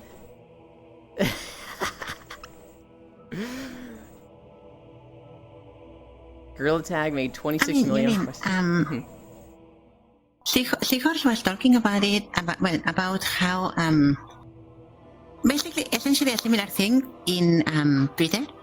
And there is this comparison with Twitter and VRChat of, like, there are way better alternatives. Like, nowadays there is way better alternatives than Twitter, like Blue Sky and stuff. There is way better alternatives than VRChat, which would be Chill Out VR and stuff. Like, better made, better programmed and stuff. But you need to move the entirety of the community. Yeah. And that's almost impossible. It's the same thing with Twitch. Twitch. Some kind of debacle, like the is anti-chat thingy, and everyone moves at the same time, or they are not going to move. Yeah, no, for sure. I think of Twitch with this problem where it's like, I have some friends that stream on Kick.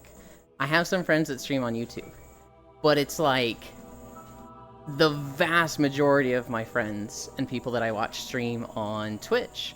And so it's like, I don't want to have to just move between multiple places. I want it all in one spot. I think this especially applies to a thing like VRChat. Something where like you'd have to literally be moving in and out of something. That sucks to go across multiple games. Now with Blue Sky and Twitter, I was actually checking both for a bit. Oh, my audio is bugged here. What is the timestamp? I need to get the timestamp of this in the video. Beaches of Zandalar. It's around 108? Okay. Can someone DM me on Discord 108? 108 Zandalar. I would greatly appreciate that. Hi, Atsui. It doesn't last that long. It'll fix itself. With Blue Sky, I was checking both. I would like, anytime I got bored or something, or I was like waiting for a queue in a game, or I was like, you know, just getting back to my computer, I would check Twitter, I would check Reddit, and then I would check Blue Sky. The problem with Blue Sky is that they logged me out, and it doesn't recognize my passwords. I know it's right, but it's like, it's not saying it's right. So I'm like, okay, recover password. We've sent you an email. They're not sending me an email. So I'm just locked out of Blue Sky. And I'm like, Googling this like, hey, is anybody else having this problem? And like, there's a ton of people that are like, yeah, I don't get a recovery email. So Blue Sky is just like, not really doing anything about it. Which is like, okay, can you please?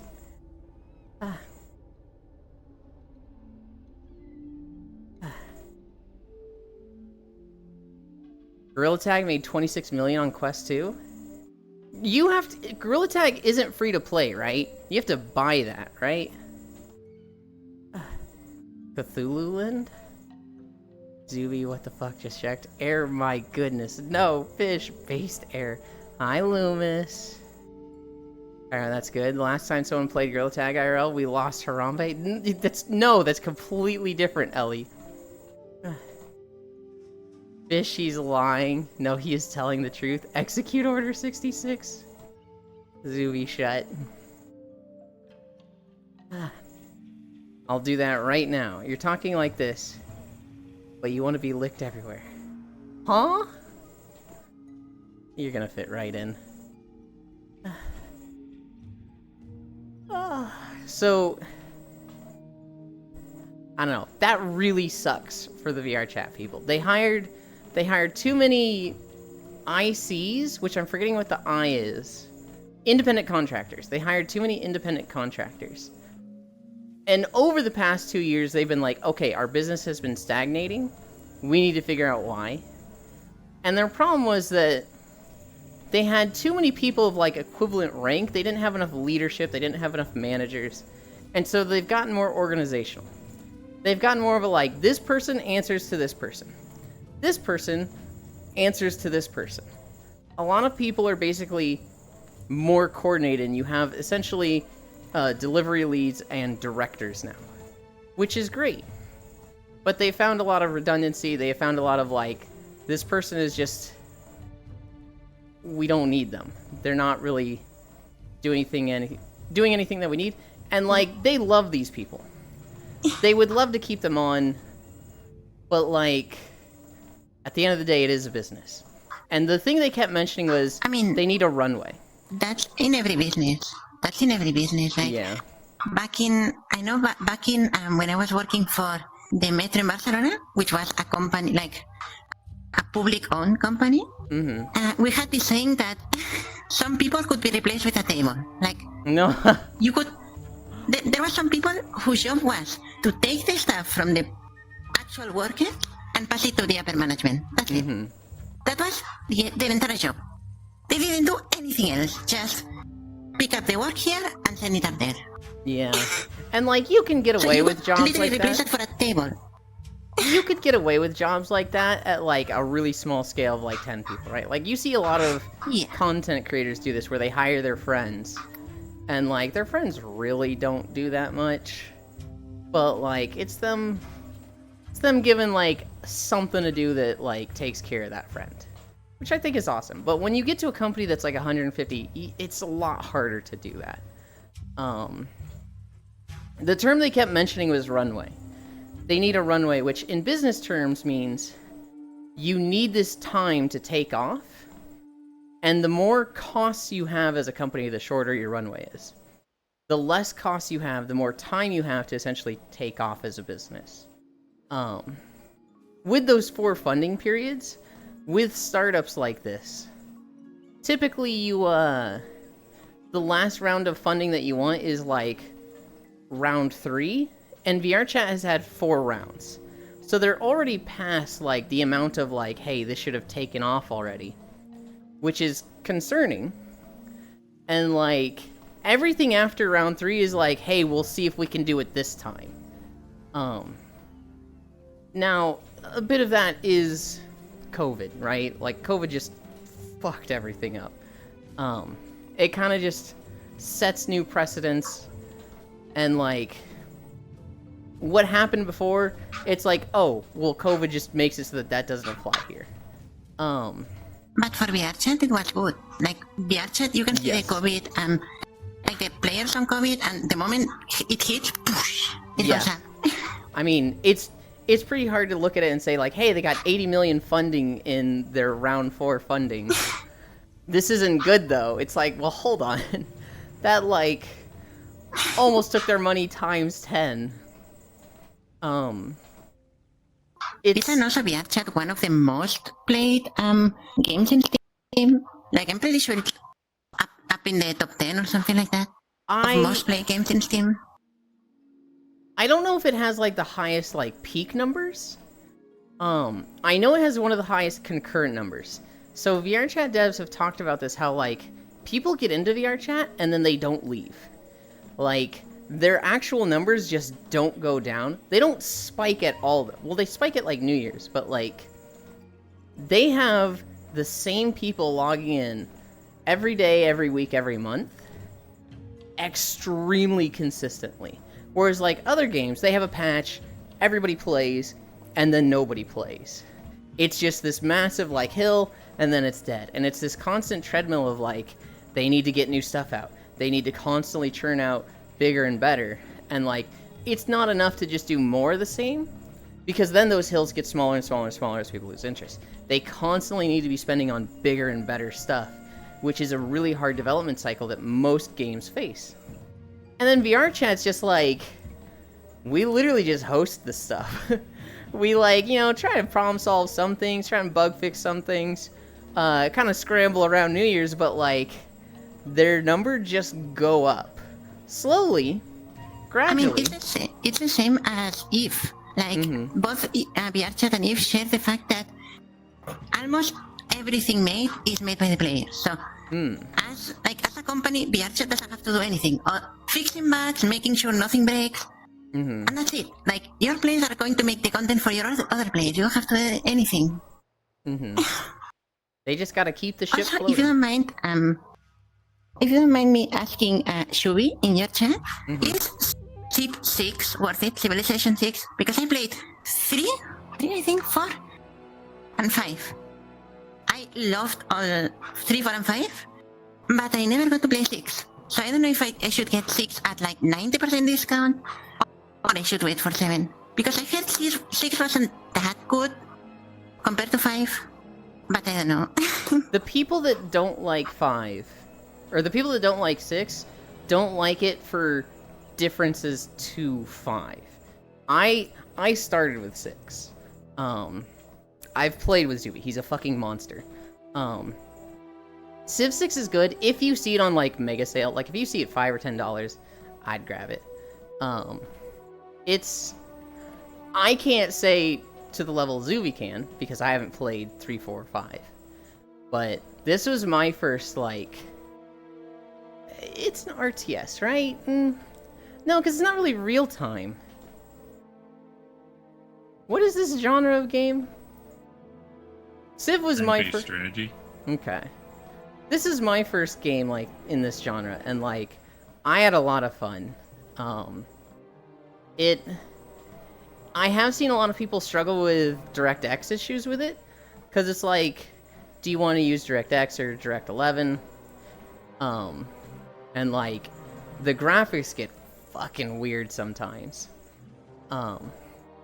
It also, multiplayer can be really fucking annoying sometimes, because it has desync issues. But it's fun. Did Zuby, like, walk away right then? I mean, people that criticize it, at least from the criticisms I saw, are kind of similar to the ones between 4 and 5. So 5 and 6 has even more of, this game got super simplified, like, there is a lot of things that got simplified, and then they add new stuff that nobody asked for. The new stuff that they added, you can turn off. It has a lot of, like, settings. So, like, there's a victory type called Diplomacy that almost everyone turns off. Everybody's just like, Diplomacy sucks. Get rid of it. Get it out of my game. We always turn that victory off and score victory off. I don't know. It's one of those things where it's like, if you saw it on super mega sale, if you saw it for $5, I just can't see it not being worth it, because at worst, it's like you play a game and you're just like, this really wasn't that great, I had more fun with the old games, but you're out $5. If you paid like $60 for it, I'd be like, I have more investment in this. I am definitely like upset that this didn't work out. But if it doesn't work out for $5, that kind of feels like, that's not too bad.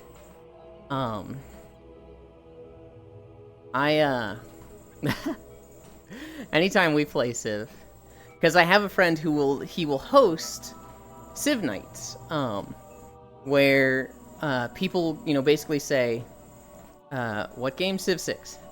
Elite will host Civ nights every couple months, and it'll be like, okay, on this day of the week, we're gonna play Civ for 3 to 4 hours. And you basically say, yes, I can commit to this for like 2 months. I'll be there every Wednesday, right? And we'll do different rules each time. Sometimes we've done like random leaders. Sometimes we've done you get to pick your leader. But it's I've won one of those once, I think. I'm a religion player. I'm like, I don't know shit about science. I'm god awful at domination. I'm okay at culture. But religion I know. And so I'm gonna rush a religion. I'm gonna name it something like crabs. So that everybody goes, who is spreading crabs to my... Aw, come on! I fucking love that shit. And then, I'm actually gonna, like, fight people with religion. The time I won, I don't feel like I won because I was winning because of religion. I felt like I won because everyone else fucked up and didn't understand religion. They condemned me and had a world congress. And the congress was like, hey, have religious units in the capital of this nation and you will get, you know, a bonus. And none of them sent religious units to my nation. And so they just culture bombed themselves with religion. And they did it twice. And it was like, what are you guys doing? And so, like, I had converted, like, 4 or 5 nations. I'm pretty sure they converted 3 of their own unmaking. And so, that was how I won. Civ 6 is like $3 ATM. I would grab it. I would absolutely grab it. That's also, it's just a really fun game with friends. It's long, right? So it's like, you gotta get people that commit to it. But is it worth it compared to 5, for example? Because I have played 5 like 700 hours. But I didn't play 6. I also played 4 like couple hundred hours. But I don't know. I don't know if it's even worth playing essentially a copy, but like a nerf copy, you know? And So- I don't know what to do. Zuvi's back, so he can answer, like, is 6 better or worse than 5? We're still, like, a year or 2 out from 7. It's gonna take them a long time to get outside. If it was, like, next month, I would say, like, maybe grab Civ 6 for $3, because it's still... $3 is really affordable. But, like, at best, Civ 7 is a year out. And so, we're not getting it anytime soon. Wake Up Bits 1.21 is out? Hell yeah. I gotta catch up on chat. I just went to get a smack, and I come back and getting licked everywhere. Snack. That's a thing to come back to, Yuki. Okay. That's my half hour. So I think I will stop it here. Okay. Thank you for joining me.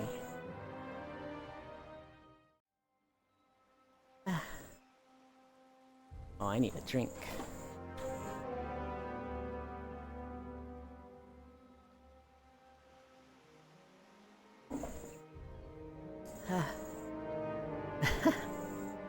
Beer.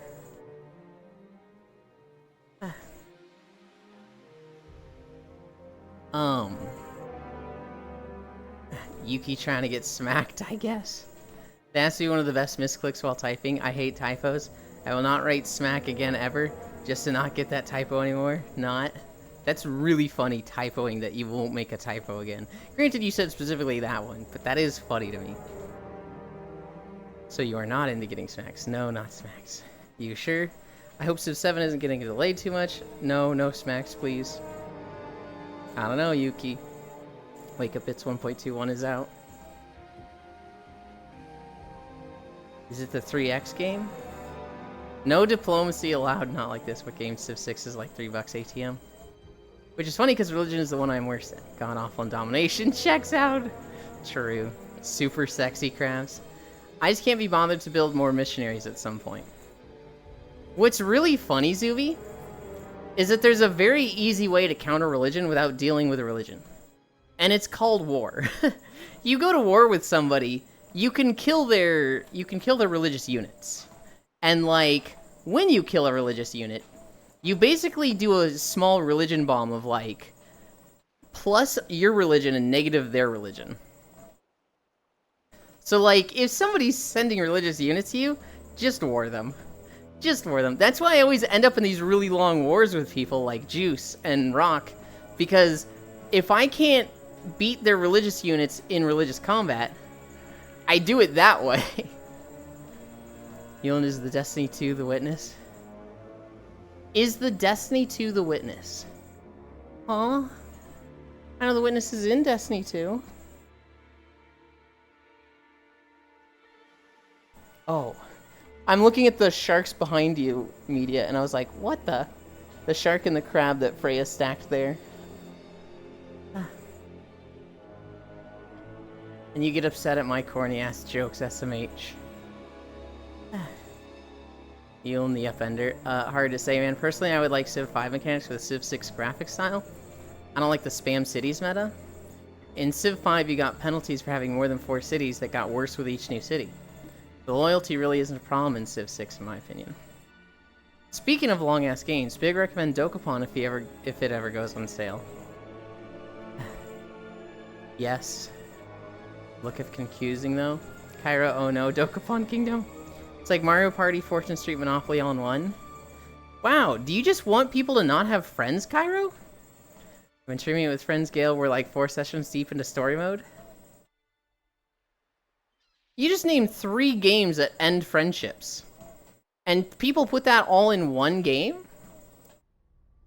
That's still very far from beating it, Cairo.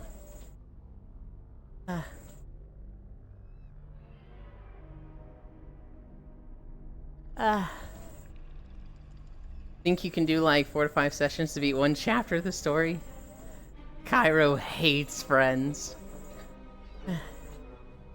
I don't remember the last time I played Monopoly or Mario Party.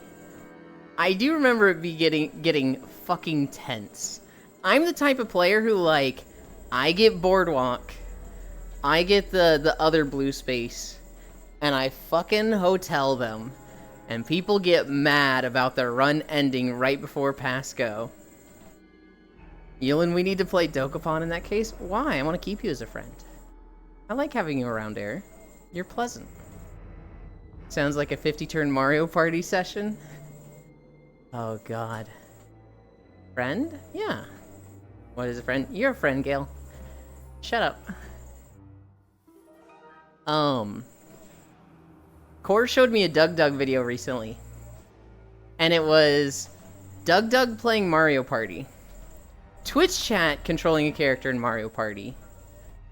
YouTube chat controlling a character in Mario Party. And, bye. Have a great day. And, Barack Obama, his final speech to the United Nations, his hands being tracked, controlling the 4th character in Mario Party. I don't know where Doug Doug gets these ideas, but that is some of the funniest content I've ever seen. Yolan pretending to be friends? Wow, that's hurtful, Ellie. Thanks, Doug Doug. Doug Doug videos are great. Dude. Twitch chat controlling a character? That's funny. YouTube chat controlling a character? That's funny. That's like, either of those is innovative. Fucking Obama's hands at his final speech to the United Nations. Who the fuck thinks of that? Who the fuck, like, that's so out there. You should talk to me after stream about it. I feel like that's a little inappropriate, Ellie. That just gives a few implications. I'll talk to you in Discord about it. Think it eventually ended up with Doug Doug playing using voice commands? Oh, that's funny. I love the first half is, why am I always with Obama? He sucks! Not Discord. Ellie, that's actually pretty inappropriate for you to say, you know, we're gonna have a conversation on Discord like that and, you know, imply that we're, you know, I guess closer than we might be, that we have regular Discord conversations. I'll talk to you about it in Twitch DMs.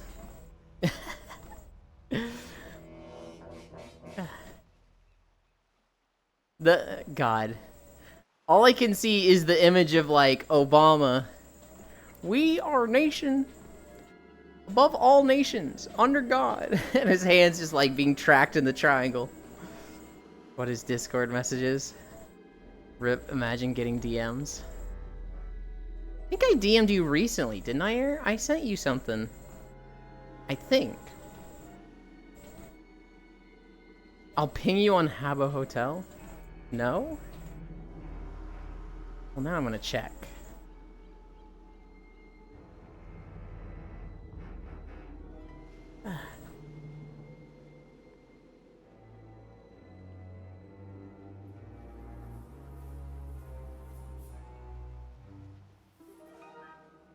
I did!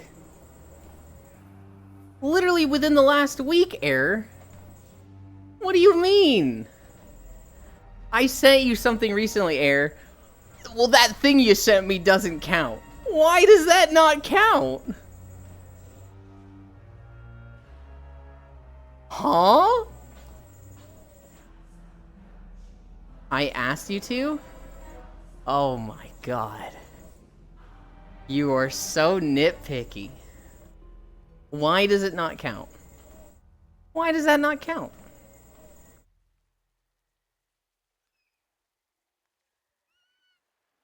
Yo, Ellie getting the sweet Yulin milk. I wish. I asked you to send me that. We all wish. It wasn't from your own free will? What are you talking about? I could have just said no. I could have just said, hey, Spacefish, want to see this cute character? Yes. And then you could have been like, show me also, and I could have just been like, no, I'm not going to. What do you mean? Was it from your own free will? I just get berated every day. Yulin hates to see me winning. What do you mean by that? She keeps making fun of me for playing Mop Remix. Even though she was the one that wanted me to get into it the most. We haven't played together, though. We really should. I don't know. It's weird for me to play Mop Remix with people because it just feels like dailies. Good, make fun of them more. I also love me keyboard type of ulub typo. Now that I'm on C mode, I like cloudy days. We had media with us till a moment ago. I missed them already. We do still have Freya and Logitech, though. If you hadn't noticed, we've got Excalibur Umbra in the corner.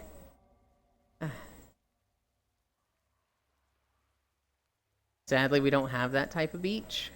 I used to live in California. Every now and then we'd go to the beach. But, like, there were beaches near San Francisco. They were not nice. I remember them having a lot of trash, being kind of cold. They had good sand, but, like, just, eh. And then I've been to Hawaii twice, and those beaches are fucking nice. But is it an Excal Umbra Prime? Is that a thing? Excalibur Umbra? Imagine being landlocked. I'm very landlocked now. I live on a lake. But I'm nowhere near an ocean. Bismo and San Luis Obispo, Avila Beach, etc. Good beaches. Italy has a lot of rain this time of year?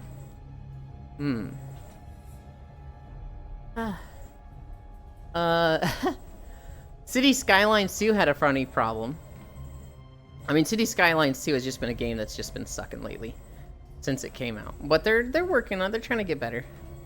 They had a really funny devlog recently, though. Where they're like, hey guys, patch update. We fixed some issues. Let's talk about the big one, landlords. We've removed landlords from the game because they were making it too problematic. People can better afford their rent now. And it's like, holy shit, even in the virtual sense, landlords suck. I love rain. I could live somewhere that rains 12 months a year. I very much love the rain. I don't like it when it's storming and it, like, lightning storms and knocks my power out. But I love rain. Excalibur Umbra Prime was a thing. Well, only for the Chinese build for the founders? Oh. All of Europe has a lot of rain? And then it'll be hot as piss in a couple months. Unfortunate. Yes, yes. I think it's so funny that in the game about cities and, like, managing people and managing a city, landlords were a problem that needed to be removed. That's just so funny to me. I'm very anti-landlord IRL. Now, it's a big business. I don't, like, hate most landlords. Like, my parents, they've owned properties. They've rented them out. That's just good business. But I hate the system of it. I like what Belgium did a few years ago, where they're like, you can only own 2 houses. And you can't rent them out. It's essentially like everybody gets served once until people start getting seconds, but for houses. If you want a lot of rain, move to Louisiana. It rains like every other day. Yeah, but Louisiana also has gross bugs and is hot and humid. I'd rather go to, like, Washington than Louisiana. Ugh. Now, granted, if I were to get my own house, Louisiana would be the easiest place to do it.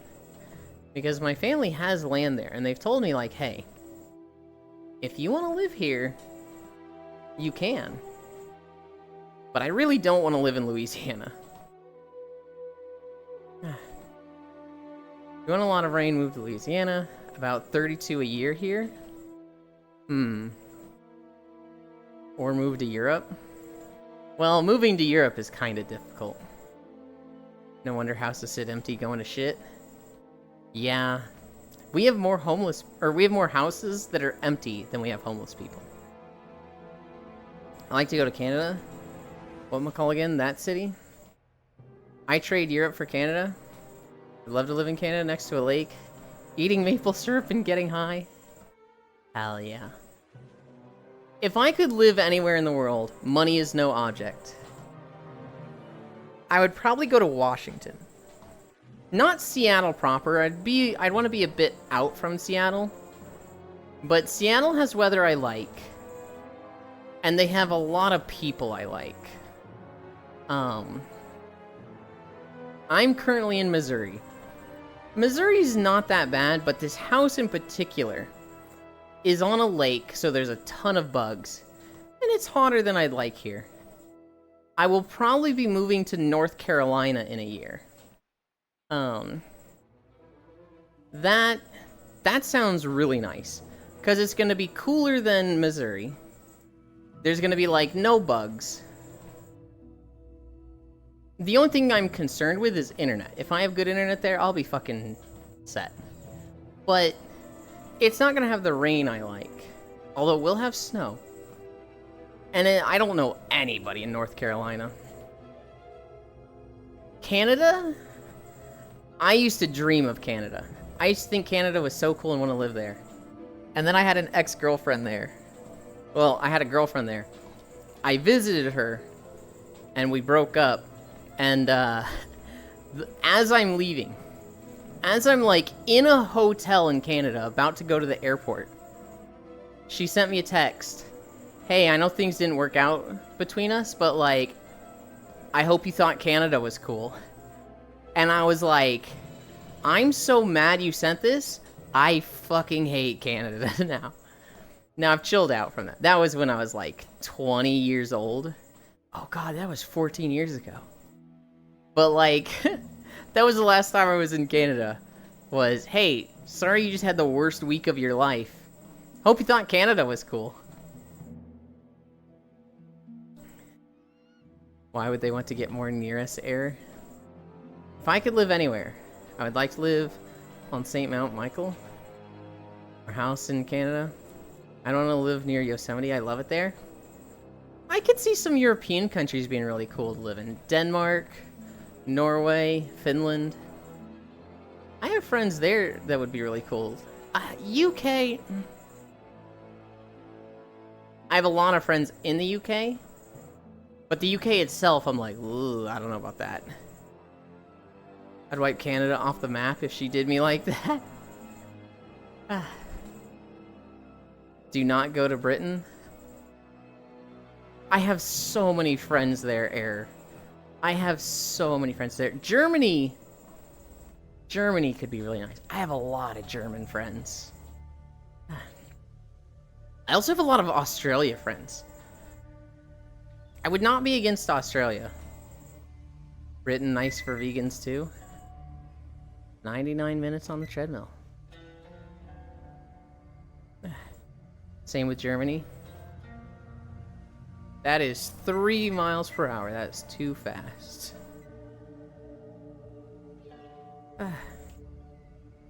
Scotland would also be cool. Have a gated friend community somewhere there. If you become British, I will write a twit longer. Yeah, Australia. Australia has Hunt. It has Fradle. It has Tech. It has Den, kind of. She's adjacent to Australia. I feel like I'm forgetting someone. I feel like I'm forgetting someone really big and important. Kimmy! Kimmy is in Australia. I'd go to Australia just to see Kimmy? Exactly. Yep, you are. Her sleep schedule's fucked. I don't see her anymore. Australia is the place to go then? But next to the sea, right? I mean, I don't think you can live in Australia unless you're next to the sea. There's the right side and to a lesser extent the west side. And nothing in between. No, her sleep schedule is correct now, I think, LOL. Yeah, but that doesn't work for us, so it's wrong. She needs to flip her sleep schedule for us. Hi, Ravenkin. Thank you for the follow.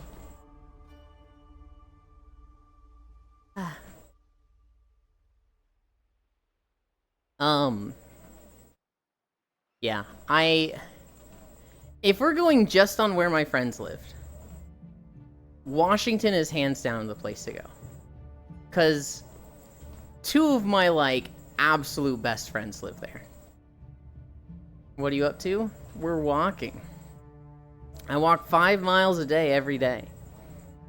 Right now we're walking through the beaches of Zandalar, a continent in World of Warcraft. We're at 4.3 miles.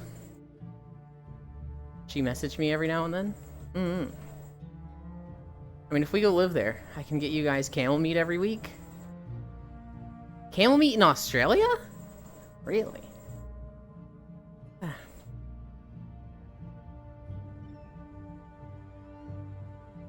I need a drink.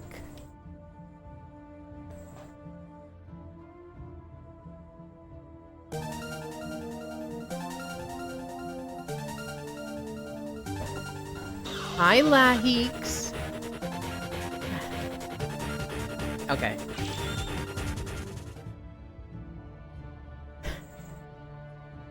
Hi, Andy. Hi, Shocky. I have not known how to say this, Laheeks, but your stream has actually been a big inspiration for my streams. Hi, Skatoons. I know. No Matsunia. I like an Arachnid. I followed Laheeks years ago for Stream Raiders. And then I took inspiration from them, Fusty Lugs and O-Girls, with a lot of their streams. And, Laheeks is someone who streams, I think, every day. It's very, very, Laheeks can correct me here. It's either 5 days a week, 6 days a week, or 7 days a week. And they do, like, the like 80 every single day. Okay, they do like the 80s workout stuff. Now they've got, you know, the whole range. There's a lot more modern ones, but like, you know, the leotards are like, all right, let's do this do do do do do do do do do do, that whole thing. Laheeks does that every day, and so big inspiration for this stream. However, I don't really know Laheeks that well. I didn't want to just be like, I don't know why I was overthinking this. I was just scared to show up and be like, hey, you're cool. I started streaming and you're an inspiration. That just like, I don't know. It was weird in my head. But I really like Laheeks. They're really cool. Oh, Mega Man Zero OST? Yeah, I really like Mega Man Zero. So some of my alerts are based on it. I've got the mission start. What's the other one? I think it's just like the mission selection for one of them. Interesting, Laheeks raid. Yes, there's invasive camel in Australia. Oh, put them back. Thank you for the follow. We doing Death Stranding in VR chat? A little bit. A little bit. I'm on a treadmill. I walk through YouTube videos. Right now we're walking through, Zuldazar. Specifically the beaches of Zuldazar, because today's a beach day. Laheeks big inspiration. But free meat, morning exercises. Laheeks wonderful. Oh, are you walking on a treadmill? Yeah? Yes. It's not an omnidirectional treadmill. It's like a standard one. I've got like the console in front of me with the bars. My left hand is how I keep myself supported. Because I found out very quickly, being in VR is essentially being blindfolded when walking on a treadmill. And so I've almost fallen a ton. I haven't fallen yet, but we've had like 20 close like trip ups where I'm like almost falling. I cannot eat meat. Walking really good. Oh, this is a WoW video too? I actually make these walking videos myself. I have WoW videos, I have Final Fantasy videos, I have Guild Wars 2 videos, and I have BDO videos. Soon I will be making Star Wars The Old Republic videos. Are you on a green screen on VR? So, VR chat actually does it all for me. In the camera in VR chat, here, I can show you. Camera in my hand. If you go to the mask tab, you can filter out the environment. And so, I'm just like in the Neo Neko beach world. And then I can just filter out the environment, and it's green screened. VR chat makes it so easy. Thank you for the follow, Scatoons. Thank you for the follow. I don't know why I'm struggling with that name so much. Namatsuniya. Thank you. I'll get you some wild greens on the way. Waiting for the day. I see, hell yeah. When we started, we were 205 pounds. We are down to 136. So in 330 days of walking, we have lost 69 pounds. That is my weight loss journey so far. It has been absolutely incredible. I feel so much better for it. What are we at? 4.5 miles? 69, funny number. Yeah, I really want it to be 70.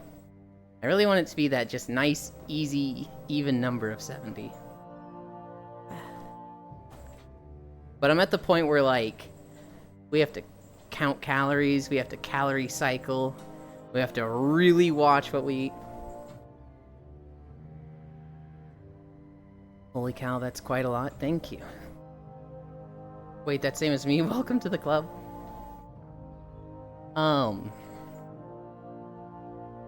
4 years ago, I was an office worker.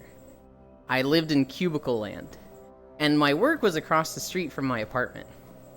And so I'd get up, walk about 1,000 feet to work, go home for lunch, go back to work, walk back home. It was a little less than a mile of walking a day. And that kept me around 180.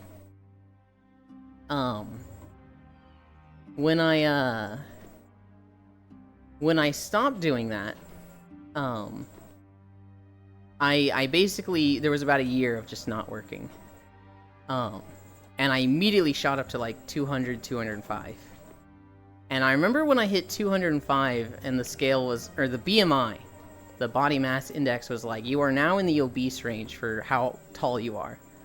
I was like, okay, that feels really bad. So we started streaming. And yeah.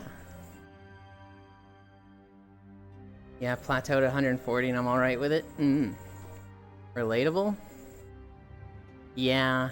It was walking to work really... It didn't, like, keep me in check. I was still overweight at that weight. But it didn't, like, let it all go. It somewhat kept me in check. And then...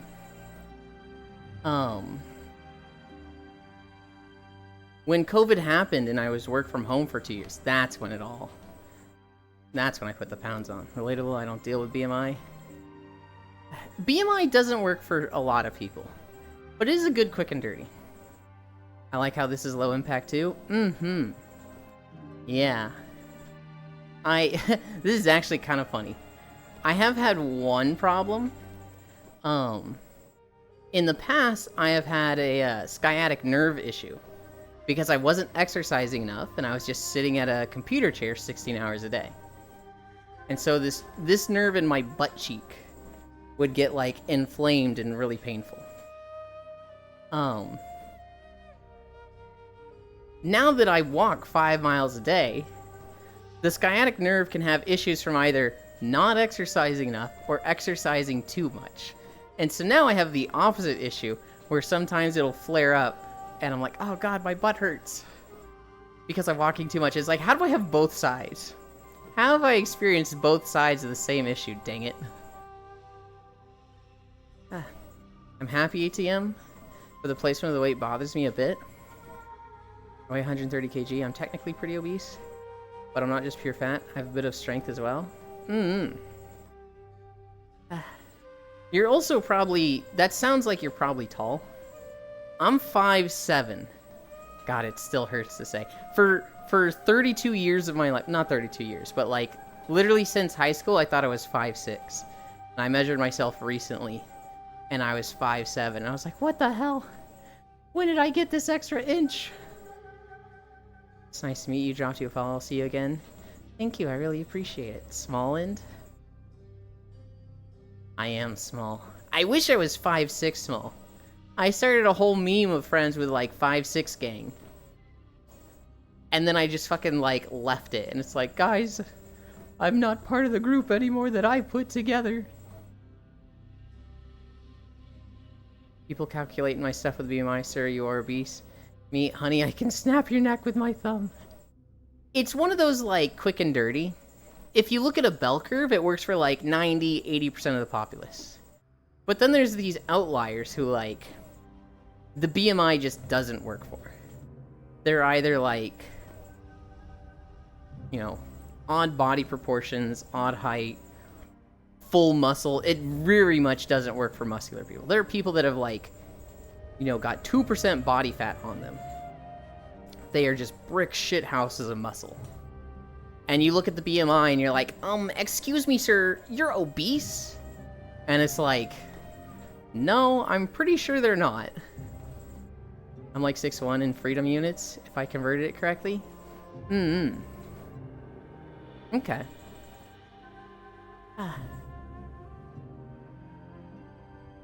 Yeah, that is 6 inches taller than me. So yeah.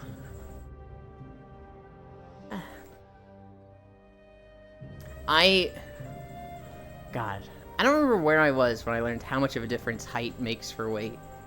If you're like 5 feet, 5'6", you're expected to be way less pounds. 5'10" and a half, I'm not gonna drop it, F you. This is why we call you a brat, error. This is literally why.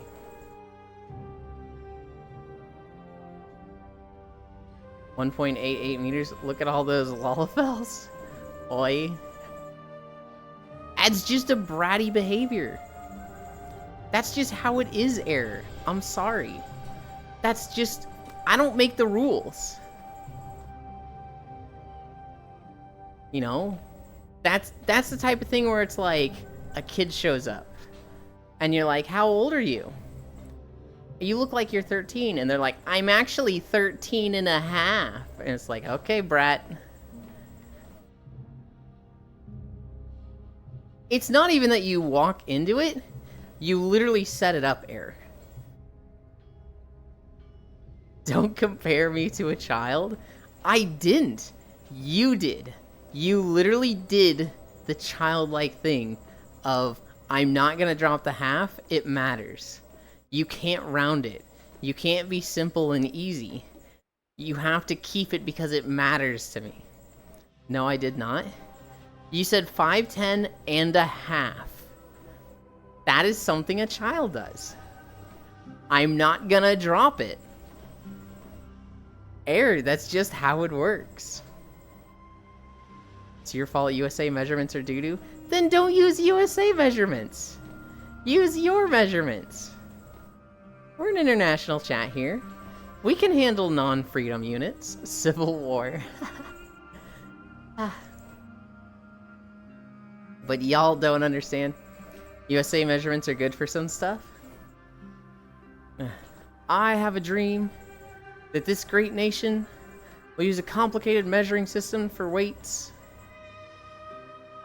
That while the rest of the world will use everything divisible by tens and meters, centimeters, and kilometers, we will use inches and yards and feet. How many feet are in a yard? Like 10? 3. How many yards are in a meter? They're a little bit different. I love that sketch. Imperial is dog water. Light carpentry? No, they're not. I will die on this hill. Imperial is dog water. And I'll still be alive. There's probably some very niche situations where Imperial is really nice. But I think the vast majority, metric is so much easier. Having everything divisible by 10 is just like, why would you not?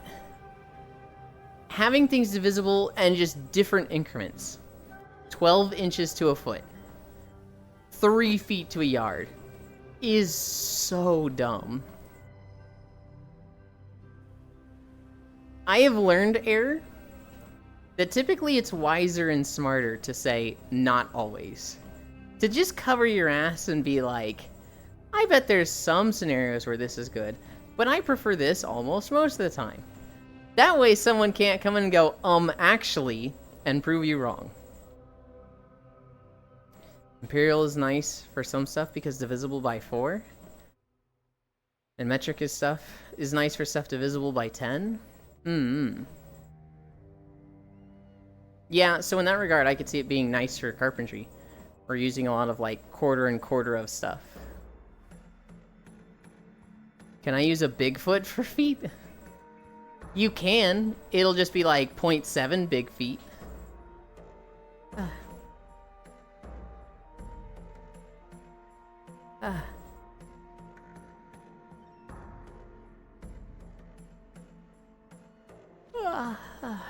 If I played a hunter in WoW, I'd have a snake pet.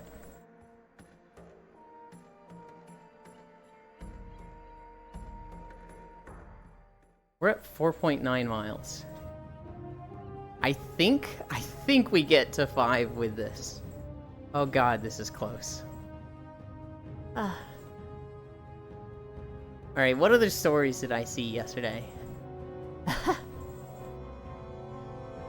Okay, this one's really funny. Imperial used in a lot of CNC manufacturing because the units break down better for super fine measurements. Like thousandths of an inch. So the likes went private on Twitter yesterday. And most people are complaining about this.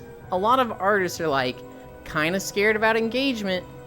Please retweet and comment on stuff, guys. Please do that.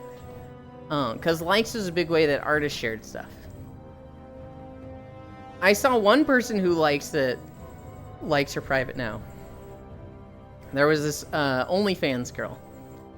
And she was like, now that Twitter likes are private, there's a guy liking every boob photo of mine. So big day for him. And she showed a picture with the dude's name, like, blacked out. And it was like, this person liked 68 of your photos. And it was like, oh my god, that's so funny. Hi, Tita Titanium.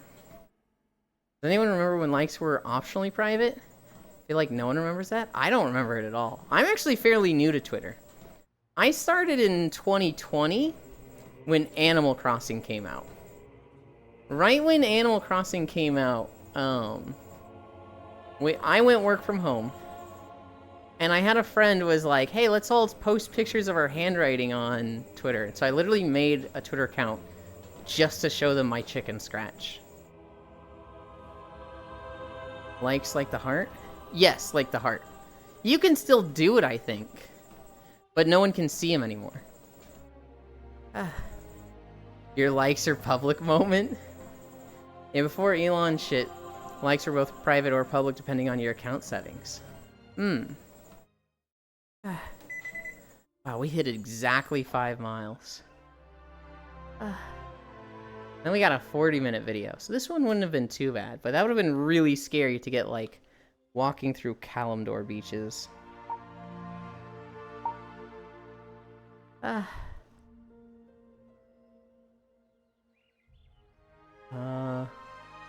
Where is my camera? There. 5 miles. Hell yeah. Give you guys music.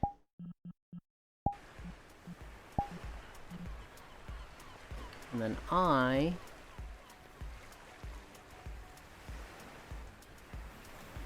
need to close that and update the title. 5 miles.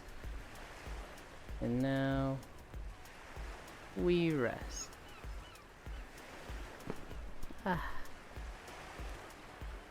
Done. Calibrimbor. Every day just feels like Elon makes Twitter worse. I saw somebody making a joke about it. That was like, Elon announces, porn is now allowed on the platform. Everybody can post porn, and hell yeah. Elon walks back into the engineer's office 5 minutes later. Hey, can they see likes? Damn, we done already? I gotta kiss my friends. We're done walking. We're still gonna hang out. But the actual walk, we are done. Everybody look away. I gotta fix my trackers.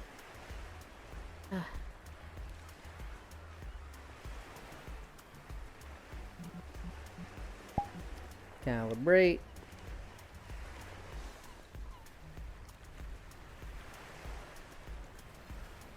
Okay. Where am I in my room? I'm here. The likes going private has only prompted me to retweet spicy stuff more often. I mean, yeah, if you want to support artists, that's literally the best way to do it now. It used to be like and retweet. Now it's just retweet and comment. Which, so much more effort. But whatever, Elon. Whatever. We are going to Sundown. Wow, there's only 37 people in Sundown. Portal. Did it work for me? Yes. Oh, I need a drink.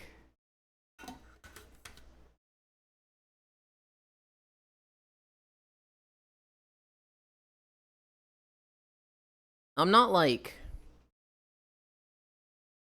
tired, exhausted, but I am tired from like, I could have used more sleep tired.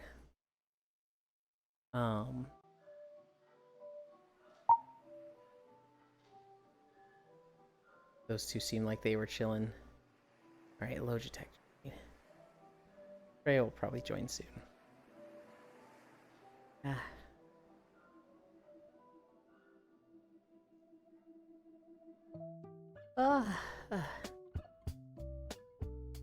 Do do do do do do do do do bum Bum. Ah.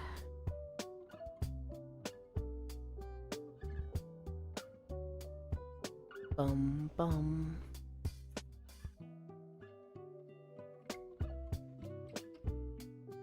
Ah, okay.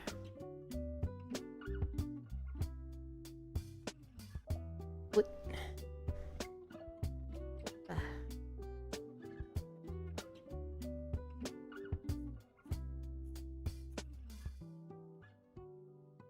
Where?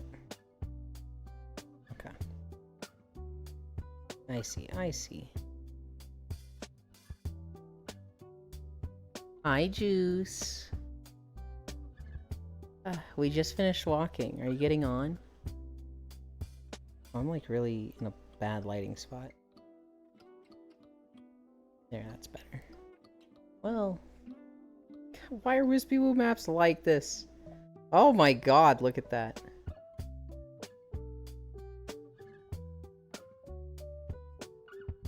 This one works.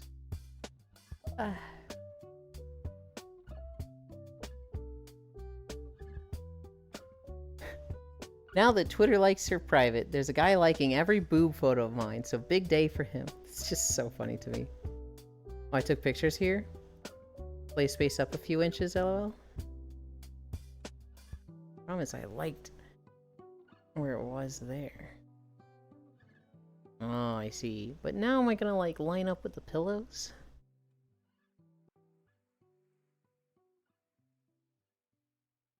Pillows look really small now because I'm floating above them.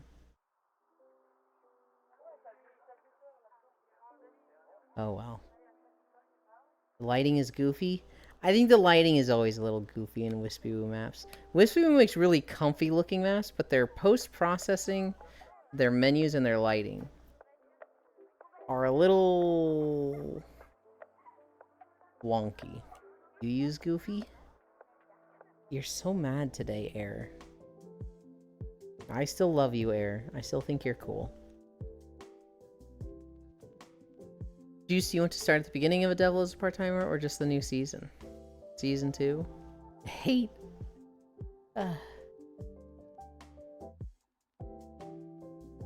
We had some really bad news yesterday. Monster Hunter Wilds. No aquatic combat. No prowler mode. No new weapons. And no baby Puke Puke. It's like they just want to take everything away from us. Like, oh my god.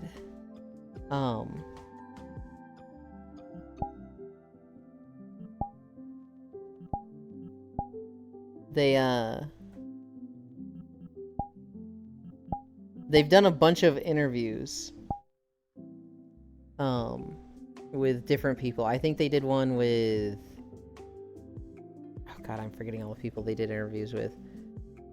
Yoshi P did a bunch of interviews. I think that's what I'm confusing it with. But Monster Hunter dev team, they did some interviews as well.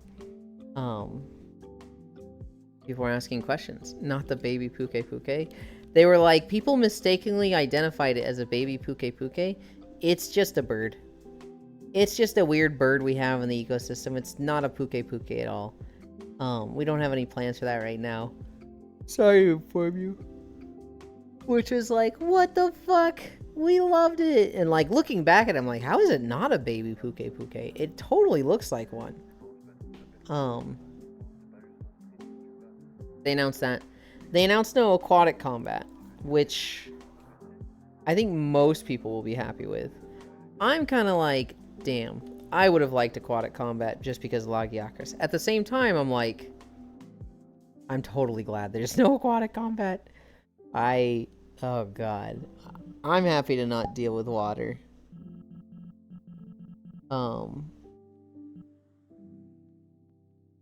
Where Cairo? It's Thursday, Global. Cairo's at their job.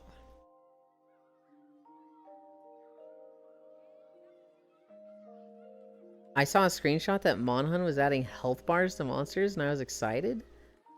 But then it was fake. As long as they have an option to turn health bars off, I'd be okay with that. I do not want health bars on monsters. That sounds like too much. People were already upset with, like, adding damage numbers, which I wanted because I like seeing big number go up. Something need doing? Global wants to see more of you. They're like, where's Cairo at? They want you to be here with me. So you know what that means, Cairo. You gotta quit your job. You gotta quit your job so you can come be a permanent feature on my streams and not be paid for it. No. Love you, Space Fish. Love you, Global. Don't reward him for this, Cairo. He's only doing it to get under my skin. And it's working, damn it. I'm gonna punt the Puke. God, there's I talked about it a bit yesterday. There's a movie coming out called Wild Robot. And in it, this robot is like, it's a nurture care robot. And so getting stuck on an island with a bunch of creatures, it like analyzes their languages and like learns how to speak to all the animals, which is something this robot was like not supposed to be able to do, but it just applied what it would have done with humans and did it to the animals. So it can talk to all the animals and it makes friends with all of them. At one point, a goose imprints on it, and it becomes like the mother to this goose. Well, his fox friend is like, you're gonna need to teach that thing how to migrate south for the winter. He's gonna die if he doesn't. And the robot's like, but I do not know how to do this. He's like, well, you're gonna need to teach him flying and swimming. And swimming's easy. Here, I'll start. And the fox just picks up this little goose baby and just fucking punts him into a nearby pond. And he's like, see, done. And it's just like, oh my god.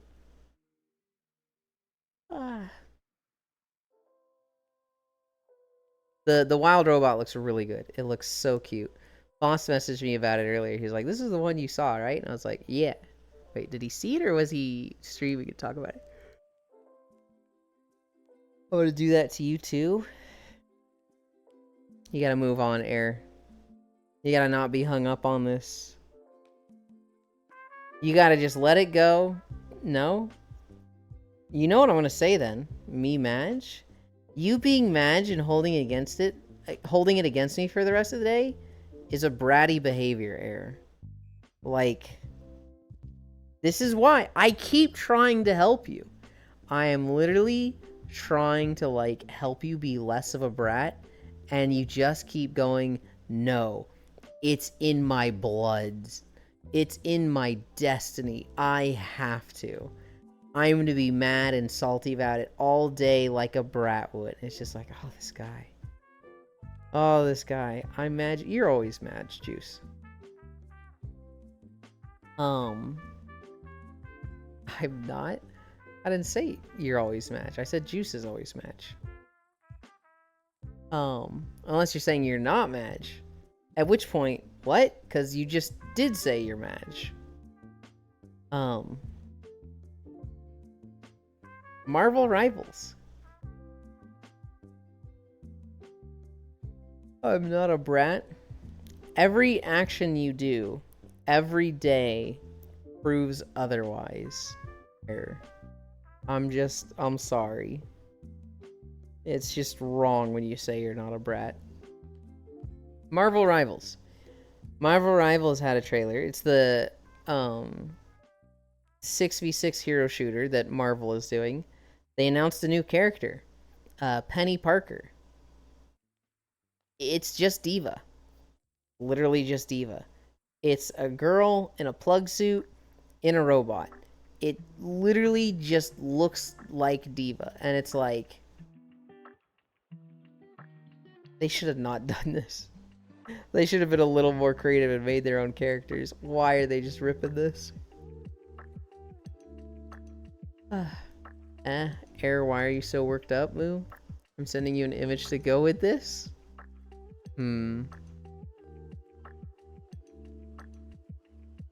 Is all the things I had in my notes? No, I had a bunch more things in my notes. Hi, Sleepy. El Salvador. El Salvador had a fun news story recently. They burned 2.7 tons of cocaine. In the past, month, they had confiscated $67 million worth of cocaine. And they just had literal 2.7 tons of it. That's 5,200 pounds. They had a shit ton of cocaine that they had confiscated. And they were just like, what do we do with it? Well, they're not gonna resell it or anything. So they burned it. They just made a big pile of cocaine and burned it. Kinda fucking crazy, but hell yeah. Speaking of fires, a guy who is very drug the burb. Yeah. A guy who is very anti-gays. A guy that was very, the gays are ruining the nation. We gotta stop the gays. He wanted to make a video of him burning a pride flag. So he went out and bought a rainbow flag. And they started recording in his living room. And he's like, I hate the gays. They're ruining America. And I'm not gonna stand for it.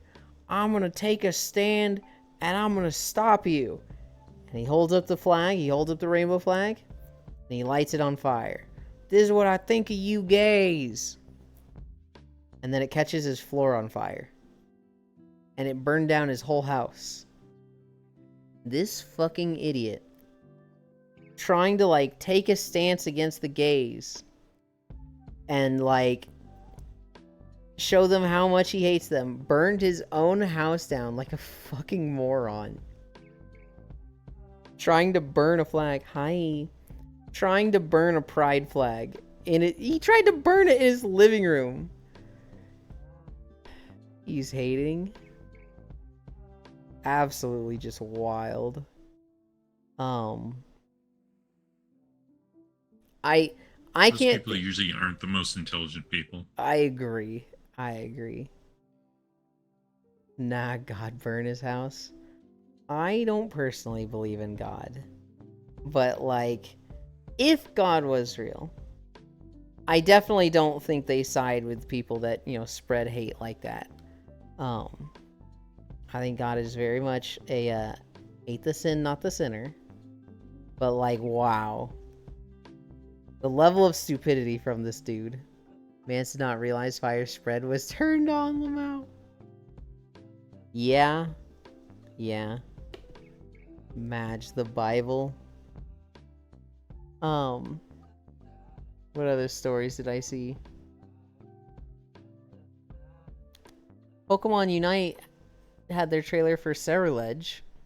I don't know if anyone here at all cares about Pokemon Unite. But,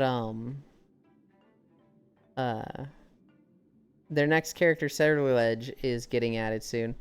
His moveset is basic. I was like, oh, what League of Legends character am I going to compare this to? He just hits stuff. That's all he does. He just hits stuff. Okay. He has a sweep that's kind of like Camille, but other than that, it's he doesn't have the movement of Camille. He doesn't have, I don't know, he just breaks people's armor and hits them. That's all Ceruledge does. He has an ult that's like a dash. Yay. I never played Pokemon Unite. But I know Full plays it a shit ton.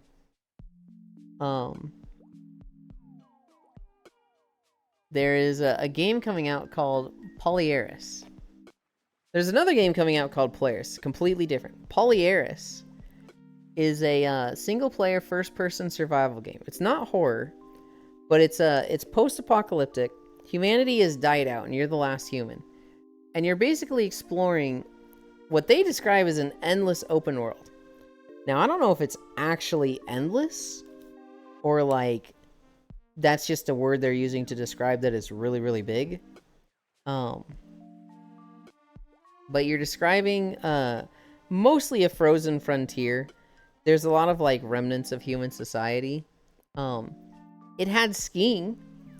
I've never seen that in a game like this, like a survival crafting game where it's like, hey, craft some skis for yourself so you can get down this hill faster.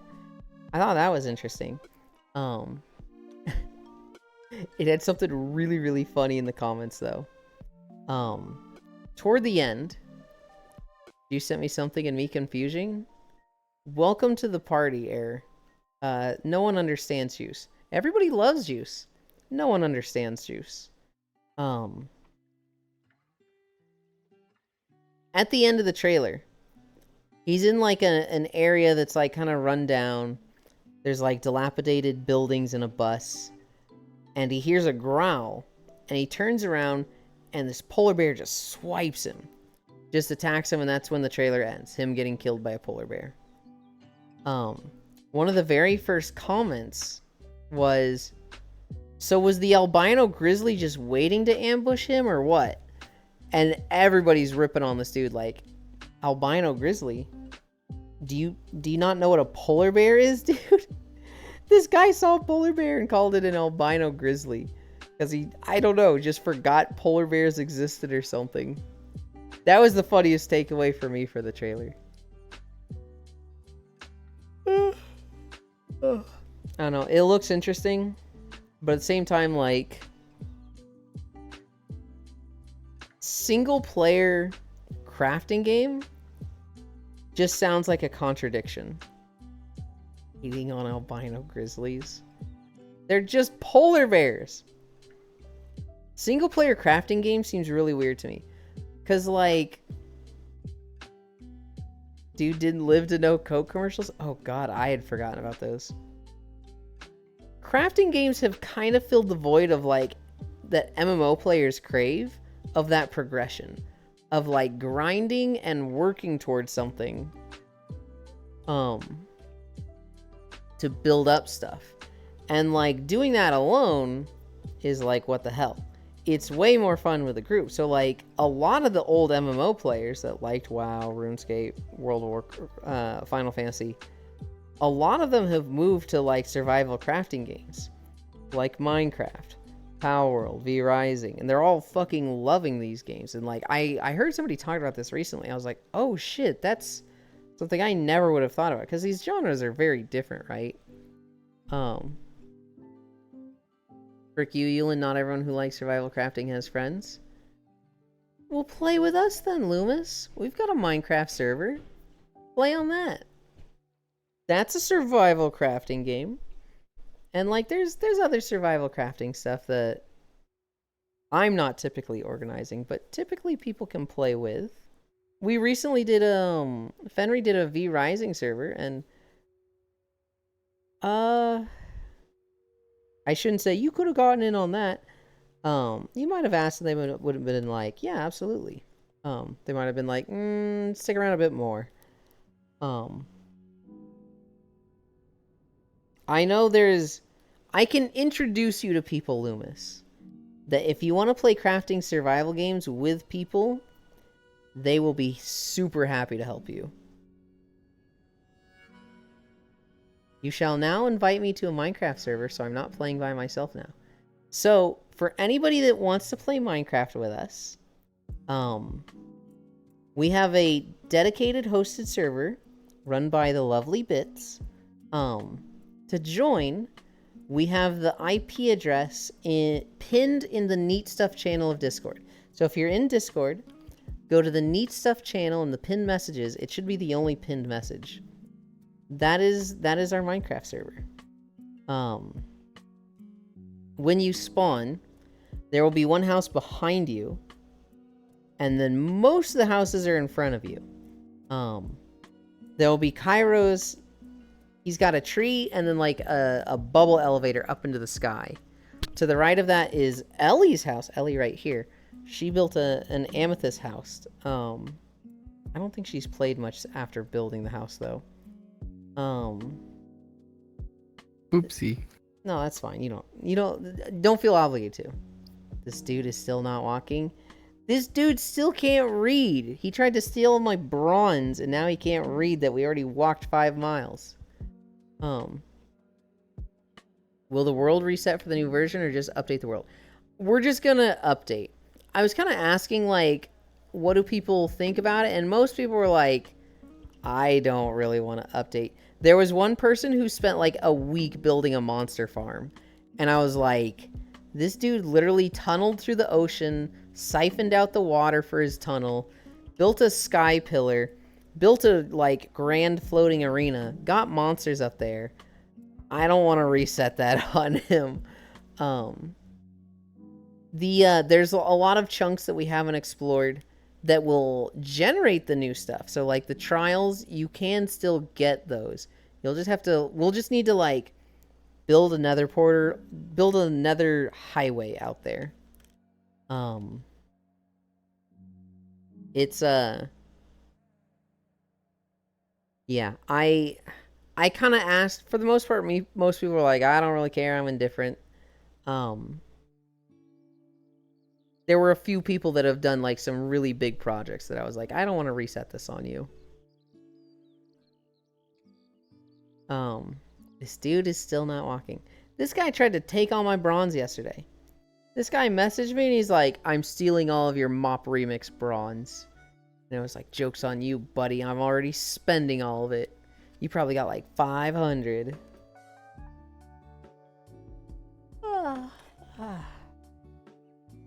Yeah, I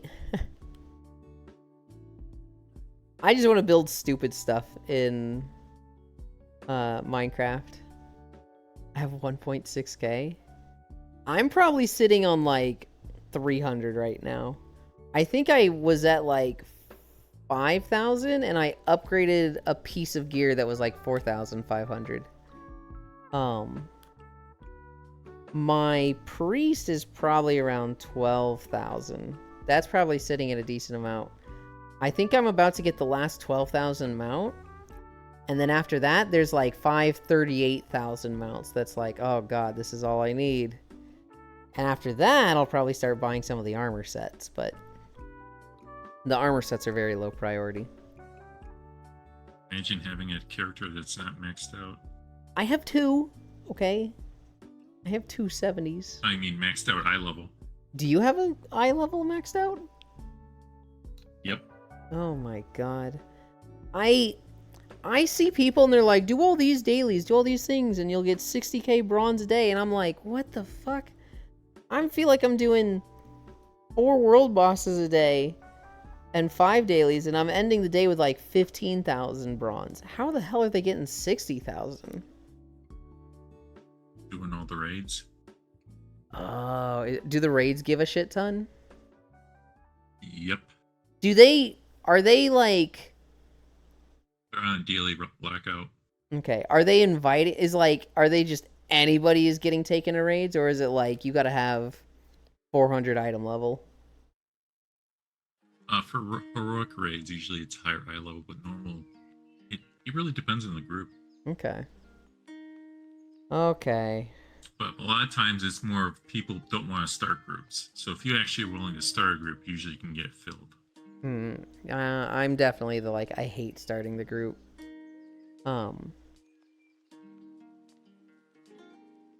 I need to do one more heroic dungeon. I tried to run all 3, and then Ty, you actually, okay. So I got the loot from this, but I didn't get the kill credit. I did shit, what's the Mogushan Palace? It's the one where it's like there's the first boss is the 3 tribes and you fight the boss from each of those. Then you fight the Sarok squad. Palace. Yeah. I did not get to the final boss in time. I missed the elevator. And the demon hunter that was speedrunning it killed the final boss and left, and so I didn't get credit for it, so I was locked out. But I still need to do that for my final ring, and I'm like, god damn it, you fucking ugh. Hi, Violet. I don't know. I've upgraded each piece of gear once. I've upgraded like 5 pieces of gear twice. I feel like I do better than most people. Like if I go to a scenario, it feels like it's 50-50 with somebody that's like decked out the wazoo with gear and like 6 million health. Or I'm doing 150k DPS and beating everybody. I had one run scenario yesterday where it was the I always forget to get the name of it, but you fight the panda guy, the panda monk that's corrupted by Shaw. Then you fight the 2 Mogu and then the 1 Mogu, and then you fight the Shaw of, I forget which Shaw it is, but you fight one of the Shaws as the final boss in the scenario. And it was the Ancient Crypts one. Yeah. It was me, a paladin, and a death knight, and they both died to the gas cloud the Shaw put down, like the very first one he did. Like he just put it down, they both stood it, and it died. And they had to watch me fight it for 3 minutes. That one was kind of funny. I'd rather play Fury, but I don't want to upgrade 2 fucking weapons, so I've been playing arms instead. I'm like, man, it's okay. But Fury's better, dig it. Furry Warrior? I have no idea what I'm going to play in War Within. I was starting to get really dead set on Fury Warrior, and now I'm kind of just like, but I don't know. Can I have to buy it first? I haven't bought it yet, but I'm not worried about that.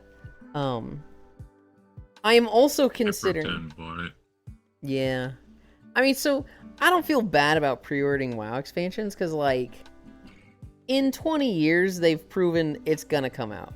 They're not gonna, like... I mean, they might disappoint you and the expansion might suck, but you would have played it when it came out or not. It's not like an MMO scam that just never comes out, right?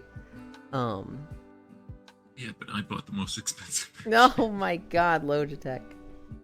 You bought the early access. Yes. I'm happy for you. I hate it, but I'm of the mindset of... I'm also now in beta because of it too, so... Oh, that's kind of worth. 10 years ago, I would have bought the deluxe for early access. I'd have been like, you can't not get early access. You're fucking casual trash if you don't. And now I'm kind of looking at it like, well, it'll be unfortunate to, like, not do any herbalism or mining for 3 days when prices are at the absolute max. But, I'll be fine, you know. I'll still be, totally fine not being there for 3 days. Prices will be high for a month. Supposedly they're changing a few warrior stuff in the War Within. Like Cleave replaces Blown Storm or whatever it is. Oh. For arms, Cleave replaces Whirlwind. Oh, okay. That feels like it should happen that way. I've been looking at Fury Warrior. I've been looking at Feral Druid. I've been looking at Balance Druid. I've been looking at Enhancement Shaman. I've been looking at Affliction and Demonology Warlocks. I've been looking at Arcane Mage. I've started looking at Shadow Priest, but I don't see myself playing Priest. I'm keeping an eye on Mistweaver Monk. I'm keeping an eye on Rogues. I'm kind of just like, oh god, why am I so indecisive with what class to play? I'm so jealous of the people. I'm so jealous of the people that, like, they just found their class and then they played it for 15 years straight. Survival Hunter. I'm keeping an eye on that one as well. I could see myself playing Rep Paladin or, like, Frost Death Knight, but I don't really want to. Me with Demon Hunter and Outlaw Rogue. I would like to... if I played a tank, I would play a Vengeance Demon Hunter.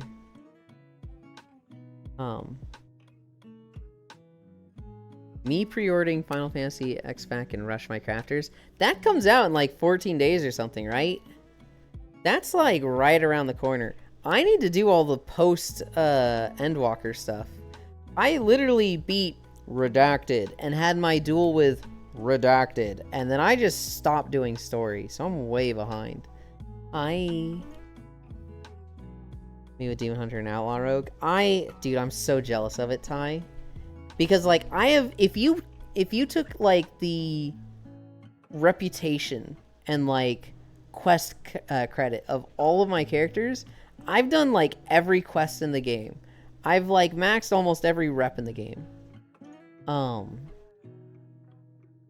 But like when you actually break down what I played a druid in Burning Crusade, and then a hunter in Burning Crusade, and then a death knight in Wrath of the Lich King, and then a warrior and warlock in oh, your head moved. In Cataclysm. And then what was after Cataclysm? A hunter and death knight in WoD. And different hunter and death knight in WoD. And then a death knight, a new death knight. And what was it? Warlock and warrior in Legion. And then a shaman in BFA, and then a paladin in the one doodly, Shadowlands, and then a monk and a mage in Dragonflight. Like, I literally just cannot stick to a class. I can't even stick to a character of the same class. I'm just like constantly re-rolling and changing.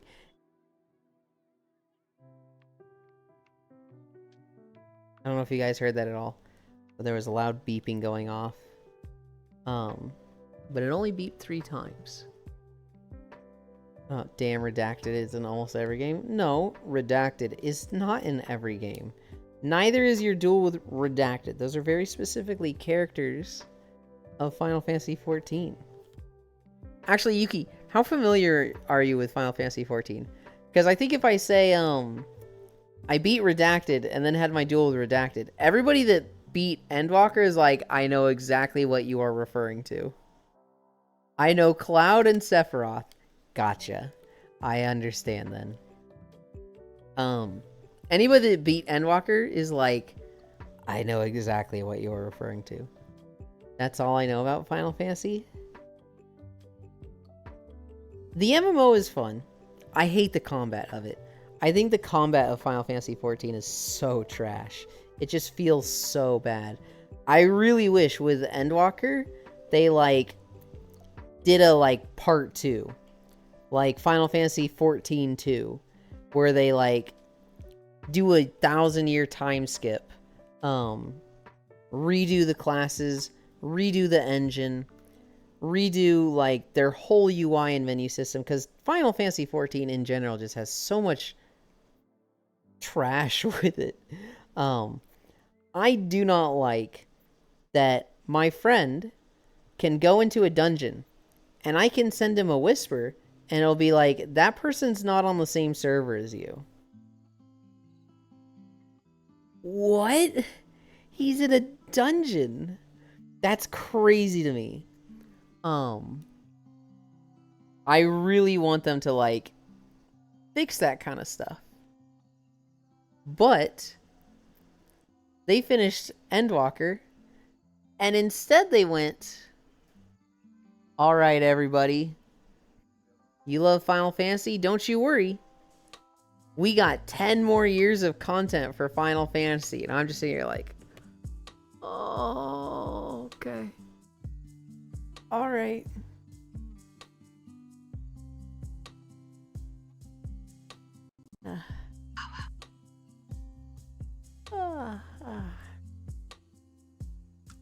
But it is a good game. It's like, it has a banger story. I don't like the combat, but I do think the combat is good. I don't like their netcode, how everything feels like it has half a second delay. But the actual rotations that you do and what you do on a boss, I do think that is good, as much as I complain about it. The like physical rotations that you're doing for Final Fantasy is like, 20 button rotation that's a very like orchestrated, very like sequential pattern.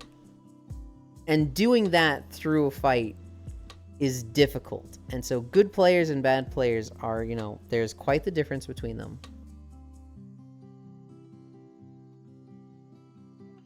I think the best move in any MMO was, our game is failing, rocks fall, everyone dies 2.0 soon. I wish games would do that more. I wish they would also do that in their heyday. I wish, like, they would do a big overhaul like that when a game is doing well to keep it doing well. So like World of Warcraft and Final Fantasy, I feel like they both had a very opportune time to do a reset like that. World of Warcraft, at the end of the Legion expansion, they had really high subscriber numbers. And I felt like they would have benefited greatly from, like, hey, we're going to sit on Legion for a little longer. We are going to build a new engine. We're going to build a new UI. We're going to do a time skip, reset the classes. We're going to come back 1,000 years later. And we're going to deal with, like, you know, a lot of threats in World of Warcraft after a time skip. So this would have been a perfect time to, like, have the Dragon Isles. Lore-wise, it would have made way more sense. The Void could have come and we would have dealt with this problem.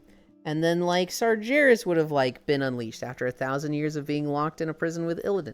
It just would have made sense for World of Warcraft for, like, 7 to 10 expansions if they did a time skip after Legion. Instead, they did BFA and Shadowlands, which retconned a ton of stupid shit and was awful. And then they did Dragonflight, which scope-wise just felt out of place. Now we're going to do Void stuff with the War Within, Midnight, and the Last Titan, which I think will be good. Lore-wise, it makes sense to do those, but they did 3 expansions before them that just felt so out of place. Same thing with Final Fantasy. I would have liked Heavensward, Stormblood, Shadowbringers, Endwalker. Endwalker, we literally save the universe, and then, like, do a time skip. Do a time skip where, like, either our character gets, like, frozen in time or, like, reincarnated. I don't know. I like the frozen in time idea.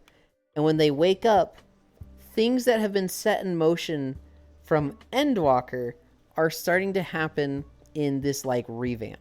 And it's the perfect time when you do a time skip like that to just fix the UI, fix your menu, fix your netcode, just fix so many problems with the game. World of Warcraft runs on an ancient-ass engine. They use character models from 20 years ago that got an update 10 years ago. And, like, to this day, people are dog on the graphics and they're like, World of Warcraft looks like shit. Rightfully so. They could have, like, moved to a new engine, incorporated a lot of stuff that is in Unreal Engine 5, not particularly, like, use Unreal Engine 5, but, like, just, there's been so many advances in technology that they could, like, build something new that's graphically better while still being an optimized game. One of the advantages of WoW is that it's a lot easier to run than most other MMOs. Revamp the classes. Building a new engine would take 3 to 5 years. And yeah, but, like, they have the resources for that. They totally, like, if they started in WoD and then had it ready after Legion, even if Legion ran an extra year and they did, like, I don't know, 2 seasons of, like, hey, we've got, you know, this filler raid, hey, we've got the remix raids like they did at the end of Shadowlands and Dragonflight. People would have been okay with that. Especially if it was like, hey guys, we're going a little long because this is coming out. Because we're working on WoW 2.0. I do think, yes, it's a fucking long time to build an engine and set up, you know, a new fucking game. It is essentially a new MMO. But I really like the idea. PSO NGS did this. Look at Titan. That's all I need to say.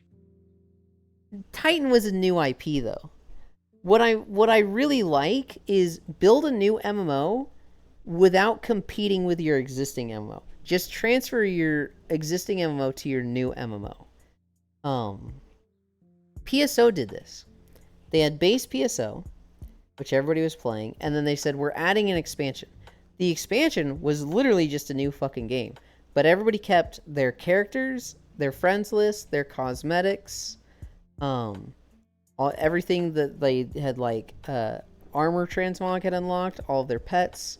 They kept all those things. But it was just like their levels got reset. Not every class was available in base PSO, or the PSO NGS. Now, tragically, they fucking bombed because they had unstable servers for 3 months.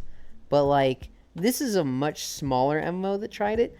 I feel like if one of the big dogs, like Final Fantasy or World of Warcraft, tried this, I feel like they could be a lot more successful. Especially if like the old stuff was still playable.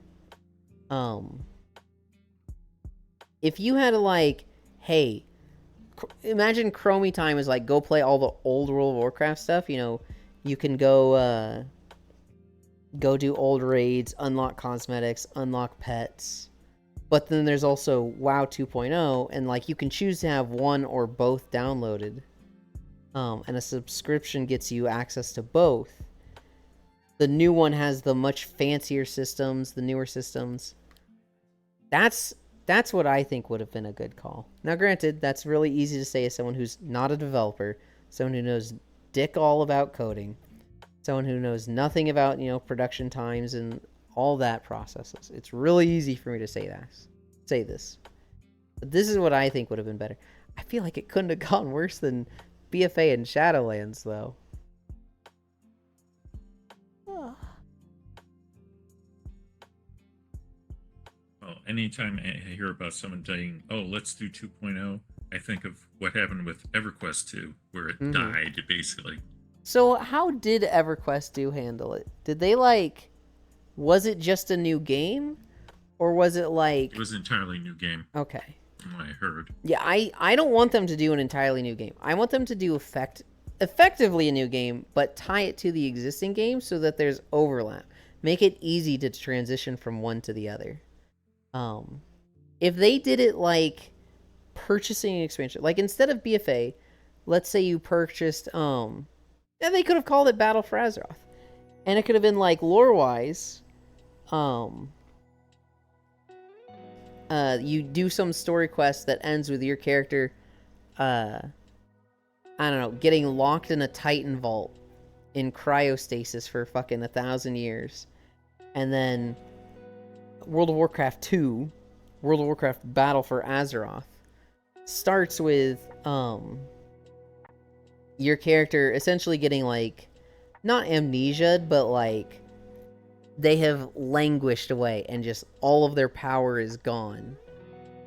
You've woken up in this vault and your memories are hazy and the landscape of World of Warcraft has just changed. Let's say if you're Horde, you wake up in a vault in Kalimdor. If you're Alliance, you wake up in a vault in Eastern Kingdoms. And the factions have just changed. Let's say like Eastern Kingdoms, all of those races have been getting along hunky-dory for, you know, however long. And then Kalimdor, all those nations have been getting along hunky-dory for, you know, 1,000 years. Let's say there used to be World Congress, everybody used to get along, but then like Kalimdor and Eastern Kingdoms got separated. You know, 600 years ago there was like an ice age, and the two continents, like a lot of technology was lost and they've not interacted with each other. Now there's a big drought and like Pangea has happened. The continents, the maelstrom closed. The continents have been pushed together. And now it's like you've got the Alliance of the Eastern Kingdoms, the eastern half, and the Horde of Kalimdor, the western half. Those races are competing for land and territory in the new Pangea Azeroth. And like, I don't know if this would go over super well. Remix the Alliance and Horde. So like the Horde would be the Night Elves, the Worgen, no, not the Worgen. The Night Elves, the Janai, Orcs, Tauren, Trolls, and I guess the Goblins also. And then Alliance would be like humans, dwarves, gnomes, the Forsaken, the Blood Elves. Like just you know, whatever was on the Eastern Kingdoms, that's the Alliance. Whatever's on Kalimdor, that's the Horde now. But the actual player base, the actual Horde and Alliance, kind of do away with that like they've done in Dragonflight, where it's like guilds are not faction-based. Anybody can join any guild, but like your flavor of which city you're going to, that's based on your faction. That's something that I would have thought was really fucking cool, and I think would have gone over better than BFA and BFA and Shadowlands. But I understand full well. This is one of those MMO champions like, this is how I would add the Shadowhunter class, and everybody reading it is like, this is fucking stupid. Tree burning?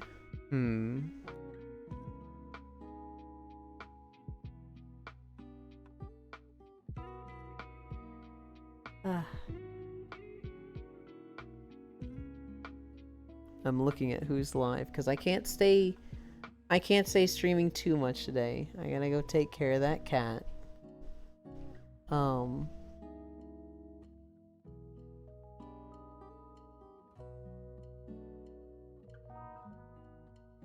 We haven't been to this person in a while. It says they're playing The Binding of Isaac.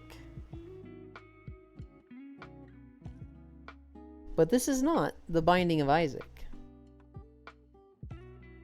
I wonder if they're just doing like a thing to look at this. They're gonna go right back to it.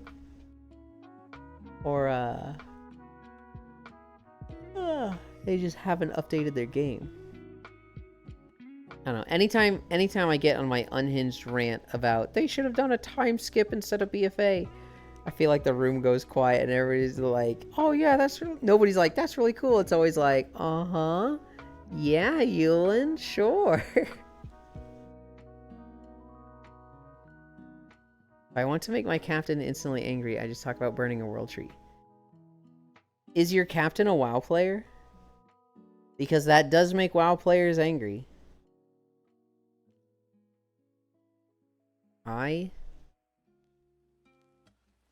There's a few phrases that you can say with WoW that will just set them off. You can say, Garrosh did nothing wrong.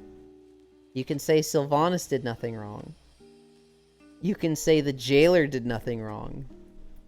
Chat when WoW mentioned. Yeah, my dad, my captain, a few others I know.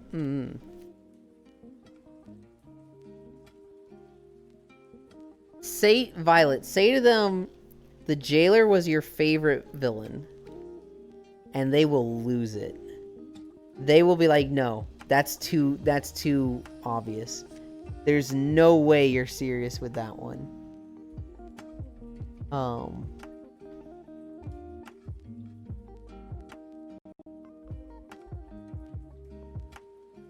LOL, I do not want to be ripped to pieces again. The fuck am I ever saying Sylvanas did nothing wrong?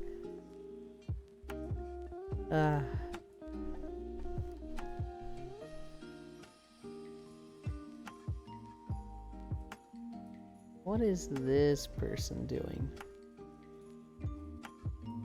They've been live for a while, though. I don't want to end, but my alarm's about to go off.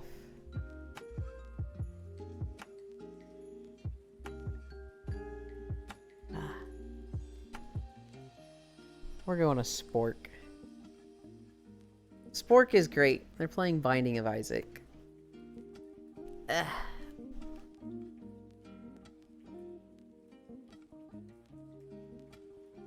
Bye-bye. Bye. Well, I'm not saying bye to you yet, because I'm gonna... After I end, I'm still gonna, like, talk for 10 minutes. You know me. You know me. Okay. I turned to look at me off, and my camera was still pointing at me.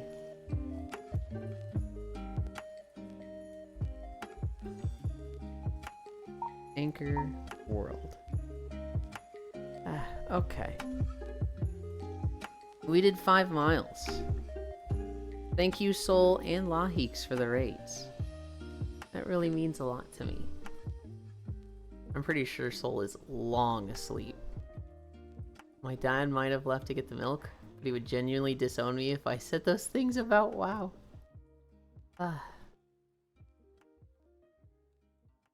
The whole story... Garrosh made a great villain, but a lot of his stuff was really stupid to me. Sylvanas was just awful. Oh god, I'm gonna sneeze. None of you heard it, because I was at my keyboard, so it's easy to mute.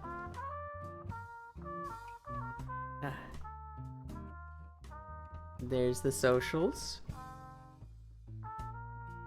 / raid. Spork of Love. Did I get the right one there? I did.